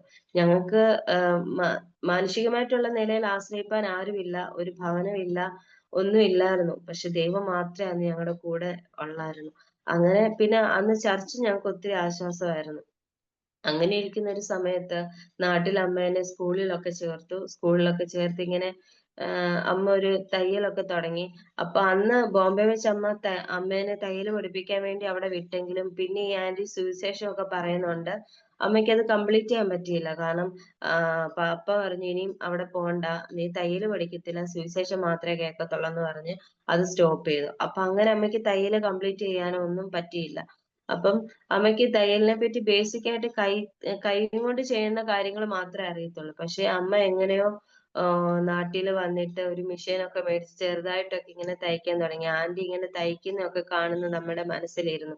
ദൈവം കൊടുത്ത ഒരു ജ്ഞാനമായിരിക്കണം അത്, മാനസികമായിട്ട് ഉള്ള നിലയിലല്ല. അങ്ങനെ അമ്മ സ്വന്തമായിട്ട് ഒരു കട തുടങ്ങി ഞങ്ങളുടെ അടുത്ത് തന്നെ. അപ്പം ആദ്യമൊക്കെ അമ്മ തയ്ച്ചു കൊടുക്കുമ്പോ എല്ലാവർക്കും ഭയങ്കര മിസ്റ്റേക്ക് ആയിരുന്നു. അമ്മ കംപ്ലീറ്റ് ആയിട്ട് തയ്യൽ പഠിച്ചിട്ടില്ല, അത് ആർക്കും അറിയത്തുമില്ല. അപ്പൊ ആദ്യമൊക്കെ എല്ലാവരും നല്ലതായിട്ട് വഴക്ക് പറയും, പക്ഷെ അമ്മ അതൊന്നും കാര്യമാക്കില്ല. അമ്മ പിന്നെയും തയ്ച്ച് പഠിക്കാൻ തുടങ്ങി. അങ്ങനെ അമ്മ നല്ലതായിട്ട് തയ്ക്കാൻ തുടങ്ങി, കടയെല്ലാം നല്ലതായിട്ട് മുന്നോട്ട് പോകാൻ തുടങ്ങി. അങ്ങനെ ഇരിക്കുന്ന സമയത്ത് ഞാൻ സ്കൂളിൽ ഇങ്ങനെ ഇരിക്കുമ്പം എന്റെ ഈ എന്റെ താടി വന്ന് ഡെസ്കയിൽ ഇടിച്ചൊരു മുറിവുണ്ടായി എനിക്ക്. ഒരു ഒരു താടിയുടെ അവിടെ ഒരു ചെറിയൊരു മുറിവുണ്ടായി. അപ്പം എനിക്ക് ഈ അസുഖം ഉള്ളവർക്ക് എപ്പോഴും മൂക്കിന്നും ചെവിന്നും ഒക്കെ ഇങ്ങനെ ബ്ലഡ് വന്നോണ്ടേയിരിക്കും. അപ്പൊ രാവിലെ ഒക്കെ എഴുന്നേൽക്കുമ്പം നോർമലി എനിക്ക് പല്ലിന്റെ ഇടയിൽ നിന്നൊക്കെ ഇങ്ങനെ ബ്ലഡ് വരും. ചിലപ്പോ എന്തെങ്കിലും ഫുഡ് കഴിക്കുമ്പോ അതിന്റെ എന്തെങ്കിലും ഒന്ന് കൊണ്ടു കഴിഞ്ഞാൽ എനിക്കിങ്ങനെ ബ്ലഡ് വന്നോണ്ടേയിരിക്കും. അപ്പൊ ഒരു ഡേ ഫുൾ എന്റെ വായിന്ന് ഇങ്ങനെ ബ്ലഡ് വന്നോണ്ടേയിരിക്കും. അപ്പം ഈ ഡെസ്കെ തട്ടി മുറിഞ്ഞപ്പോൾ ഞാൻ ഓർത്തത് സാധാരണ ബ്ലഡ് വരുന്ന രീതിയിൽ ഇങ്ങനെ വരും, അതങ്ങ് മാറുമെന്ന് ഞാൻ വിചാരിച്ചുകൊണ്ടിരുന്നു. പക്ഷെ ഒരു 2 ആഴ്ചയൊക്കെ കഴിഞ്ഞപ്പോഴത്തേക്കിന് ഈ ബ്ലീഡിങ് എനിക്ക് കൂടുവാനായിട്ട് ഇടയായി. അങ്ങനെ അമ്മയ്ക്ക് എന്താ ചെയ്യണമെന്ന് അറിയത്തില്ല. ബോംബെയിലാണെങ്കിൽ കൊണ്ടുവന്ന് ഹോസ്പിറ്റലിലെ കാര്യങ്ങളൊക്കെ അറിയാം. പക്ഷെ നാട്ടില് ഈ അസുഖമുള്ളവര് ഇല്ലാത്തതുകൊണ്ട് ഇതിനെപ്പറ്റി ഒന്നും ആർക്കും അറിയത്തുമില്ല. അടുത്തുള്ള ഹോസ്പിറ്റലിൽ പോയപ്പോഴത്തേക്കിനും അവർക്കൊന്നും പറ്റില്ല എന്ന് പറഞ്ഞു. അങ്ങനെ ഞങ്ങളുടെ ചർച്ചിലെ പാസ്റ്ററുകൾ വന്ന് പറഞ്ഞിട്ടൊരു വീട്ടിലിരുന്ന് നോക്കുന്ന ഡോക്ടറിന്റെ അടുത്ത് ഞങ്ങൾ പോയി കണ്ടു. അപ്പൊ ഡോക്ടർ ചെക്കപ്പ് കാര്യങ്ങളെല്ലാം ചെയ്തിട്ട് പറഞ്ഞു, ട്രിവാൻഡ്രം മെഡിക്കൽ കോളേജിൽ ഒന്ന് ജസ്റ്റ് പോയി നോക്ക്, അവിടെയും പക്ഷെ ട്രീറ്റ്മെന്റ് കാണത്തില്ല, എന്നാലും നിങ്ങൾ പോകാൻ പറഞ്ഞു. അങ്ങനെ ഞങ്ങൾ ഈ ഡോക്ടർ പറഞ്ഞ അനുസരിച്ച് ഞങ്ങൾ ട്രിവാൻഡ്രം മെഡിക്കൽ കോളേജിൽ പോയി. അവിടെ ചെന്ന് കഴിഞ്ഞപ്പോഴത്തേക്കിനും അവർ പറഞ്ഞു ഒന്നും ചെയ്യാൻ പറ്റത്തില്ല. എങ്കിലും അവരെനിക്ക് നോർമൽ ആയിട്ടുള്ള പേഷ്യൻസിന് കൊടുക്കുന്ന പോലെ എനിക്ക് ഫാക്ടറേറ്റ് എന്റെ ശരീരത്തിന് തന്നു. അപ്പൊ അത് പ്ലാസ്മ എനിക്ക് തന്നു. പ്ലാസ്മ എടുക്കുമ്പോൾ ബ്ലഡ് ക്ലോട്ട് ആവും. അങ്ങനെ ഞങ്ങൾ ഡിസ്ചാർജ് ആയി വീട്ടിൽ വരും. പക്ഷെ ഒരാഴ്ച 2 ആഴ്ച കഴിയുമ്പോഴത്തേക്കിനും പിന്നെയും എനിക്ക് ആ ചീക്കിന്റെ അവിടുന്ന്, ആ വലത്തെ സൈഡിലെ ചെള്ളയുടെ അവിടുന്ന് ഇങ്ങനെ ബ്ലഡ് വരാനായിട്ട് ഇങ്ങനെ തുടങ്ങും. അങ്ങനെ ഒരു മാസമായി, 2 മാസമായി, 3 മാസമായി എനിക്ക് ബ്ലഡ് ക്ലോട്ട് ആവുന്നില്ല. ഹോസ്പിറ്റലിൽ പോകുമ്പോൾ പ്ലാസ്മ എടുക്കുമ്പോൾ ഒരു 2 ആഴ്ചത്തേക്കിന് ബ്ലഡ് ക്ലോട്ട് ആവും. പക്ഷെ പിന്നീട് എനിക്ക് ബ്ലഡ് ഇങ്ങനെ വന്നോണ്ടേ ഇരിക്കാൻ തുടങ്ങും. അപ്പൊ ഈ രാവിലെ ഞാന് കട്ടിലേന്ന് എഴുന്നേൽക്കുമ്പം ഒരു ആക്സിഡന്റ് പറ്റി റോഡിൽ കിടക്കുന്ന ഒരാളിനെ എഴുന്നേൽക്കുമ്പോൾ ബ്ലഡിൽ കുളിച്ച് കിടക്കുമല്ലോ, അതേ കൂട്ടാണ് അമ്മേനെ ഈ ബെഡിൽ നിന്ന് എടുക്കുന്നത്. അങ്ങനെ എന്റെ ശരീരം full blood, pillow full, bed full അങ്ങ് ബ്ലഡ് ആവും. അങ്ങനായി അമ്മയ്ക്ക് എന്ത് ചെയ്യണമെന്ന് അറിയാതെ ഇങ്ങനെ വിഷമിച്ചിരുന്നപ്പോ ഒരു വട്ടം ട്രിവാൻഡ്രത്ത് ചെന്ന് അവർ ആദ്യം മുതൽ ഒന്നുകൂടെ എന്നെ ചെക്കപ്പ് ചെയ്തപ്പോഴത്തേക്കിന് അവര് പറഞ്ഞു എന്റെ ഇടത്തെ സൈഡിൽ ചെള്ളയുടെ അവിടെ ഒരു ട്യൂമർ ഉണ്ട്. അപ്പം അത് കുറച്ച് പഴകി. അപ്പൊ ലെഫ്റ്റ് സൈഡ് ഫുള്ള് മുറിച്ചു മാറ്റണം. അത് മാറ്റിക്കഴിഞ്ഞാൽ അതിന്റെ സർജറി കഴിഞ്ഞെങ്കിൽ മാത്രമേ ഈ ബ്ലഡ് ക്ലോട്ട് ആവത്തുള്ളൂ. പക്ഷെ തിരുവനന്തപുരത്ത് എനിക്ക് അന്ന് സർജറി ഒന്നും ചെയ്യാൻ പറ്റത്തില്ല. കാരണം എനിക്ക് ഇങ്ങനെ ഒരു ബ്ലീഡിങ് ഡിസോർഡർ ഉള്ളതുകൊണ്ട് നല്ല ഹെവി ബ്ലീഡിങ് ഉണ്ടായിട്ട് എനിക്ക് എന്തും സംഭവിക്കാം. അതുകൊണ്ട് അവരത് ചെയ്യത്തില്ല. പിന്നെ CMC വെള്ളൂർ ഹോസ്പിറ്റലിൽ പോയാൽ ചെയ്യാൻ പറ്റും. അത് നമ്മൾ ലക്ഷങ്ങൾ കൊണ്ട് പോയെങ്കിൽ മാത്രമേ നമുക്ക് അങ്ങനെ പോയാൽ പോലും നമുക്ക് പ്രതീക്ഷിക്കാൻ പറ്റത്തില്ല. അത്രയും കൊണ്ട് പോയെങ്കിൽ മാത്രമേ അവിടെ ട്രീറ്റ്മെന്റ് ചെയ്യാൻ പറ്റത്തുള്ളൂ. ഒരു ബേസ് നമുക്ക് ചെയ്യണമെന്നുണ്ടെങ്കിൽ അത്രയും കാര്യങ്ങൾ വേണമെന്ന് പറഞ്ഞു. അമ്മയുടെയിലാണെങ്കിൽ അത്രയും പൈസയും കാര്യങ്ങളും ഒന്നും ഇല്ല. അങ്ങനെ ഒരു കുറെ ആയി. ഈ കുറെ ഇങ്ങനെ എപ്പോഴും തിരുവനന്തപുരത്ത് വന്നും പോയി നിന്നപ്പോഴത്തേക്കിന് അമ്മയുടെ പേരൻസിനോടൊക്കെ പറഞ്ഞു, എന്തുവായാലും CMC വെല്ലൂർ ഹോസ്പിറ്റലിൽ ഞാനൊന്ന് പോയി കാണട്ടെ, അവിടുത്തെ രീതി എങ്ങനെയാന്നൊക്കെ അറിഞ്ഞിട്ട് വരാം, പിന്നെ എപ്പോഴെങ്കിലും പൈസ ഉള്ള സമയത്ത് എന്നെ കൊണ്ടുപോയി ട്രീറ്റ്മെന്റ് ചെയ്യാമെന്ന് തീരുമാനിച്ചു. അങ്ങനെ അമ്മ എന്നെ കൊണ്ട് വെല്ലൂർ CMC ഹോസ്പിറ്റലിൽ പോയി, മദ്രാസ്. അവിടെ ചെന്ന് കഴിഞ്ഞ് ഞങ്ങൾ ഒരു ഹെമറ്റോളജി ഡോക്ടറിനെ കണ്ടു. ഡോക്ടർ ഒരു മലയാളിയായിരുന്നു. അപ്പൊ ഞങ്ങൾക്ക് ഒരു ആശ്വാസം പോലെ തോന്നി. പക്ഷെ ഡോക്ടർ പറഞ്ഞു ഡോക്ടറിനൊന്നും ചെയ്യാൻ പറ്റത്തില്ല. അപ്പൊ അവിടെ ചെന്ന് കഴിഞ്ഞപ്പോഴാണ് ഞങ്ങൾ അറിയുന്നത് പുറത്ത് ലോഡ്ജ് എടുത്തിട്ട് വേണം ട്രീറ്റ്മെന്റ് എല്ലാം ചെയ്യുന്നത്. എപ്പോഴാണോ അവർ അഡ്മിറ്റ് ചെയ്യാൻ പറയുന്നത്, അപ്പൊ അതിനൊരു 2 ദിവസം മുന്നേ പോയി അല്ലെങ്കിൽ ഒരു ദിവസം മുന്നേ പോയി നമ്മൾ ഹോസ്പിറ്റലിൽ അഡ്മിറ്റ് ആയാൽ മതി. അപ്പൊ ഇതൊന്ന് നാട്ടിൽ നമ്മൾ ഹോസ്പിറ്റലിൽ പോയി കഴിഞ്ഞാൽ ഉടനെ ഡയറക്റ്റ് അവർ നമ്മളെ അഡ്മിറ്റ് ആക്കുക ചെയ്യുന്നത്. അപ്പം ഞങ്ങൾക്ക് അവിടെ ലോഡ്ജ് എടുക്കാനോ അവിടെ ഞങ്ങൾക്ക് അറിയാവുന്നവരാരും മദ്രാസിലില്ല. അങ്ങനെ ഞങ്ങൾ ഒത്തിരി വിഷമിച്ചു. അങ്ങനെ അമ്മ അവിടെ പ്രാർത്ഥിച്ചുകൊണ്ടിരുന്നപ്പോഴത്തേന് ഈ ഹെമറ്റോളജി ഡോക്ടർ പറഞ്ഞു, നിങ്ങളെ നോക്കുന്ന ഡിപ്പാർട്ട്മെന്റ് ഡെന്റൽ ഡിപ്പാർട്ട്മെന്റ്, എനിക്ക് വായിക്കാത്തുള്ള ബുദ്ധിമുട്ടായോണ്ട് അപ്പൊ ആ ഡോക്ടറിനെ പോയി കാണാൻ പറഞ്ഞു. അങ്ങനെ അമ്മ ആം, ഒരു കർണാടക ഡോക്ടർ ആയിരുന്നു, ഡോക്ടർ ക്ലാഡ്വിൻ. ആ ഡോക്ടറിനെ പോയി കണ്ട് അമ്മ ഇത്രയും പറഞ്ഞുള്ളൂ, ഡോക്ടറെ കുഞ്ഞിന് ഇതേ കൂട്ട് ഒരു ഓപ്പറേഷൻ ഉണ്ട്, പക്ഷെ നാട്ടിൽ അത് ചെയ്യാൻ വേണ്ടിയിട്ടുള്ള സജ്ജീകരണങ്ങളോ കാര്യങ്ങളോ ഒന്നും ഇല്ല. ഞങ്ങൾ കേരളത്തിൽ നിന്നാണ് വന്നത്. എന്റെ കൂടെ ഹസ്ബൻഡോ സഹോദരന്മാരോ ആണുങ്ങളായിട്ട് ആരും ഇല്ല. ഞാനും കുഞ്ഞും എന്റെ അമ്മയും മാത്രമേ ഉള്ളൂ. അമ്മ ഇത്രയും മാത്രമേ ഡോക്ടറിനോട് പറഞ്ഞുള്ളൂ. അപ്പൊ ഡോക്ടർ പറഞ്ഞു, ഇവിടെ ഇഷ്ടം പോലെ പേഷ്യൻസ് ഇതിലും സീരിയസ് ആയിട്ടൊക്കെ വരുന്നവരുണ്ട്. അവരുടെ കാര്യങ്ങളൊക്കെ കേൾക്കുമ്പോൾ നമുക്ക് അങ്ങനെ വിഷമം തോന്നത്തില്ല. കാരണം ഡോക്ടേഴ്സ് എപ്പോഴും ഇങ്ങനെ എല്ലാ സീരിയസ് കേസസും ഇങ്ങനെ അവര് ഫേസ് ചെയ്തുകൊണ്ടേ ഇരിക്കുകയല്ല. അപ്പൊ അവർക്ക് ഒരാളിനോട് പ്രത്യേകിച്ച് അവർക്ക് ഒരു വിഷമം തോന്നാറില്ല. പക്ഷെ നിങ്ങളുടെ കാര്യം കേട്ടപ്പോ എനിക്ക് എന്തോ ഒരു വിഷമം തോന്നുന്നു. അമ്മയോട് പറഞ്ഞു അവിടെ ഒരു 5 മിനിറ്റ് വെയിറ്റ് ചെയ്യാൻ പറഞ്ഞു. എന്നിട്ട് ഈ ഡോക്ടറിനെ അറിയാവുന്ന ഒരു പാസ്റ്ററിനെ വിളിച്ചു. എന്നിട്ട് ഈ ഡോക്ടർ തന്നെ ഞങ്ങളുടെ ലഗേജ് എല്ലാം എടുത്ത് ഞങ്ങളെ വണ്ടി വിളിച്ച് പാസ്റ്ററിന്റെ ഭവനത്തിൽ ഞങ്ങളെ സ്റ്റേ ചെയ്യിപ്പിച്ചു. അങ്ങനെ ഞങ്ങൾ ആ ചർച്ചിൽ നിന്നുകൊണ്ട് ആണ് ഞങ്ങള് പിന്നെ ട്രീറ്റ്മെന്റ് കാര്യങ്ങളും എല്ലാം ചെയ്യുന്നത്. അപ്പോ ചില സമയത്ത് നമുക്കൊരു പ്രതീക്ഷയും ഇല്ലാണ്ടിരിക്കുന്ന ഒരു സമയമുണ്ട്. പക്ഷെ നമ്മൾ ദൈവത്തെ യഥാർത്ഥമായിട്ടാണ് നോക്കി ഇറങ്ങിയെന്നുണ്ടെങ്കിൽ ദൈവം എവിടെയാണെങ്കിലും, നമ്മൾ ഈ ഭൂമിയിൽ എവിടെ ആണെന്നുണ്ടെങ്കിലും ദൈവം നമുക്ക് വേണ്ടി പ്രവർത്തിക്കും. അവിടെ ഞങ്ങൾക്ക് അറിയാവുന്ന ആരുമില്ല, ഞങ്ങൾക്ക് വേണ്ടി സംസാരിക്കാൻ ആരുമില്ല, റെക്കമെൻഡേഷൻ ഒന്നും തന്നെ ഇല്ല. പക്ഷെ ദൈവം ആരുമില്ലാത്ത സമയത്ത് ദൈവം നമുക്ക് നേരിട്ട് വന്ന് പ്രവർത്തിക്കും. ദൈവം നൂലെ കെട്ടി ഇറക്കി തരുമെന്ന് ചോദിച്ചാൽ ചിലപ്പോ ദൈവം നമുക്ക് വേണ്ടി അങ്ങനെയും ചെയ്യും. ദൈവം വിശ്വസ്തനാ. അമ്മയെ സംബന്ധിച്ചിടത്തോളം ഞങ്ങൾക്ക് എല്ലാം വിട്ടെറിഞ്ഞു. ഞങ്ങൾക്ക് ഇനി ഒന്നും വേണ്ട, യേശുവിനെ മാത്രം മതി എന്ന് പറഞ്ഞിട്ട് ഇറങ്ങിയപ്പോഴത്തേക്കും ദൈവം അത്രയ്ക്ക് നമ്മളെ സ്നേഹിക്കും. പക്ഷെ നമ്മുടെ ജീവിതത്തിൽ പ്രതികൂലങ്ങളൊക്കെ വരും. എങ്കിലും ആ സമയത്തും ദൈവം നമ്മളെ ചേർത്ത് പിടിക്കും. ഒരിക്കലും ദൈവം നമ്മളെ കൈവിടത്തില്ല. അങ്ങനെ ഞങ്ങൾ ആ ഒരു ഭവനത്തിൽ, ആ ഒരു ചർച്ചിൽ നിന്നുകൊണ്ട് ഞങ്ങൾ പിന്നെയും ട്രീറ്റ്മെന്റ് ഒക്കെ പിന്നെയും തുടങ്ങി. അങ്ങനെ അവർ ആദ്യം മുതൽ അമ്മയുടെയും എന്റെയും, എനിക്ക് എങ്ങനെ ഈ അസുഖം വന്നു, ആദ്യം മുതൽ അവരെല്ലാം ഇങ്ങനെ ഡയഗ്നോസ്, ഇങ്ങനെ ടെസ്റ്റിംഗ് ഒക്കെ ചെയ്തുകൊണ്ടേയിരുന്നു. ലാസ്റ്റിൽ ഓപ്പറേഷന്റെ ഡേ വന്ന് ഓപ്പറേഷൻ തിയേറ്ററിൽ എന്നെ കയറ്റുന്ന സമയത്ത് അമ്മയ്ക്ക് ഭയങ്കര വിഷമം. കാരണം എന്റെ ഈ ഇടത്തെ സൈഡിൽ അത്രയും മുറിച്ച് മാറ്റുമ്പോ എങ്ങനെ നോക്കും എന്റെ മുഖത്ത്, ആ ഒരു കാര്യം കൂടി അമ്മയ്ക്ക് ഫേസ് ചെയ്യാൻ വയ്യ. കാരണം ജീവിതത്തിൽ ഇത്രയും കഷ്ടം വന്നു. പിന്നെ എനിക്ക് എന്തെങ്കിലും സംഭവിച്ചു കഴിഞ്ഞ് ഞാൻ മരിച്ചു കഴിഞ്ഞു പോയാൽ തിരിച്ച് നാട്ടിൽ വരുമ്പോഴത്തേക്കിന് എല്ലാവരും ചോദിക്കും, ബെന്തിക്കോസിൽ പോയിട്ട് നിന്റെ ഭർത്താവ് മരിച്ചു, നിന്റെ വീട് സ്ഥലം എല്ലാം നഷ്ടമായി, ഇനിയിപ്പം ഞാനൂടി മരിച്ചു കഴിഞ്ഞാൽ എല്ലാവരും പറയും, നിന്റെ കുഞ്ഞും മരിച്ചുപോയി ബന്ധുക്കോസി പോയിട്ട്, ഇതാണോ നിനക്ക് കിട്ടിയെന്ന് ചോദിക്കും. അപ്പൊ പപ്പ എന്റെ പപ്പയുടെ സിസ്റ്റർ എന്റെ അമ്മയോട് പറഞ്ഞു, നീ ബന്ധുക്കോസ് കളിയെല്ലാം കഴിഞ്ഞിട്ട് വാ, അപ്പോ നിന്നെ ഞങ്ങളെ സഹായിക്കാമെന്ന്. ഇപ്പൊ ഒന്നും സഹായിക്കത്തില്ല, ബന്ധുക്കോസ് എന്ന് നിർത്തുന്നോ അന്ന് ഞങ്ങളെ സഹായിക്കാന്ന് പറഞ്ഞു. അപ്പൊ അമ്മ ഇങ്ങനെ ഒരു തീരുമാനം എടുത്തു, ദൈവമേ എന്റെ കുഞ്ഞിന് നീ ജീവൻ തന്നാല്, ഇതിൽ നിന്ന് വിടുവിച്ചാൽ, ഈ ഓപ്പറേഷനിൽ നിന്ന് വിടുവിച്ചു കഴിഞ്ഞാൽ ഞാനും എന്റെ കുഞ്ഞും ദൈവത്തിന്റെ വേല ചെയ്യാം എന്നൊരു തീരുമാനം അമ്മ നേരത്തെ എടുത്തായിരുന്നു. അപ്പൊ ആ ഒരു തീരുമാനത്തിലാണ് അമ്മ മുന്നോട്ട് പോകുന്നത്. അങ്ങനെ എന്നെ ഓപ്പറേഷൻ തിയേറ്ററിലോട്ട് കയറ്റി കഴിഞ്ഞിട്ട് ഞങ്ങൾ ഒരു ഫാക്ടേറ്റ് എന്ന് പറയുന്ന ഒരു മരുന്നുണ്ട്. അപ്പം അതിനാണെങ്കിൽ അന്ന് 50,000 ആയിരുന്നു ആ മരുന്നിന് വില. അപ്പൊ അത് എന്റെ ശരീരത്തിൽ കയറ്റി കഴിഞ്ഞിട്ടാണ് ഓപ്പറേഷൻ ചെയ്യുന്നത്. അപ്പം ഈ മരുന്ന് കയറ്റുമ്പോഴത്തേക്കിന് ഒരു നോർമലായിട്ട് ഒരു വ്യക്തിക്ക് ബ്ലീഡിങ് ഉണ്ടാവുന്ന പോലെ ആവും. പക്ഷെ എനിക്ക് von Willebrand disease type 3 ആയോണ്ട് ഭയങ്കര റിസ്ക് ആണ്. കാരണം 1ഉം 2 ആണെങ്കി അത്ര കുഴപ്പമില്ല. നമ്മള് ഈ ക്യാൻസർ ഒക്കെ 3rd സ്റ്റേജ്, 4th സ്റ്റേജ് എന്ന് പറയുന്നതിന്റെ കൂട്ട് ഈ ടൈപ്പ് 3 ആണെങ്കി ക്രിട്ടിക്കൽ സ്റ്റേജ് ആണ്. അതിന് എന്ത് മെഡിസിൻ എടുത്താലും മെഡിസിൻ ഇല്ല, ഈ ഫാക്ടേറ്റ് എടുത്താലും നമുക്ക് ഒരു റിസൾട്ടും കിട്ടത്തില്ല. പക്ഷെ ദൈവത്തിന്റെ കൃപ എന്ന് മാത്രം പറഞ്ഞാൽ മതി. എനിക്ക് ഫാക്ടേറ്റ് എടുക്കുമ്പോ എന്റെ ബോഡി അതിനെ അക്സെപ്റ്റ് ചെയ്യാൻ വേണ്ടിയിട്ട് തുടങ്ങി. അങ്ങനെ ഓപ്പറേഷൻ തിയേറ്ററിൽ വെച്ച് എനിക്ക് ഈ മരുന്നൊക്കെ കേറ്റി എന്നെ ഓപ്പറേഷൻ ചെയ്യാൻ വേണ്ടിയിട്ട് തുടങ്ങി. അപ്പൊ ഇഷ്ടംപോലെ ഡോക്ടേഴ്സ് അവിടെ നിപ്പുണ്ട്. അപ്പം ഈ ഡോക്ടർ ഗ്ലാഡ്വിൻ എന്ന് പറഞ്ഞ ഡോക്ടർ തലേദിവസം എന്റെ റൂമില് ഹോസ്പിറ്റൽ റൂമിൽ വന്നിട്ട് എനിക്ക് വേണ്ടി പ്രാർത്ഥിക്കുകയും, ഡോക്ടർ ഓർത്തഡോക്സ് ആണ്, എന്നിട്ടും വന്ന് പ്രാർത്ഥിക്കുകയും എനിക്ക് ഗിഫ്റ്റ് ഒക്കെ തരികയൊക്കെ ചെയ്തു. ഒരിക്കലും ഇതിലും വലിയ ആൾക്കാർക്ക് പോലും ഞങ്ങൾക്കൊന്നും അതിന് ഒരു യോഗ്യതയില്ല ഡോക്ടർ വരാനും ഞങ്ങളെ ആശ്വസിപ്പിക്കാനും. അമ്മയുടെ ഒരു സഹോദരന്റെ സ്ഥാനത്ത് നിന്ന് ഞങ്ങളെ ഒത്തിരി ഡോക്ടർ ഞങ്ങളെ അന്ന് ബലപ്പെടുത്തി. അപ്പൊ അതിനൊരു യോഗ്യതയൊന്നും ഞങ്ങൾക്കില്ല. പക്ഷെ നമ്മൾ ദൈവത്തിന്റെ മുഖം നോക്കി ഇറങ്ങിയാല് ദൈവം ആരുടെ മുന്നിൽ ദൈവം നമ്മളെ ലജ്ജിപ്പിക്കത്തില്ല. നമ്മളെ ദൈവം മാന്യതയുള്ളവരാക്കും. എവിടെ പോയാലും ദൈവം നമ്മളെ മാന്യതയുള്ളവരാക്കും.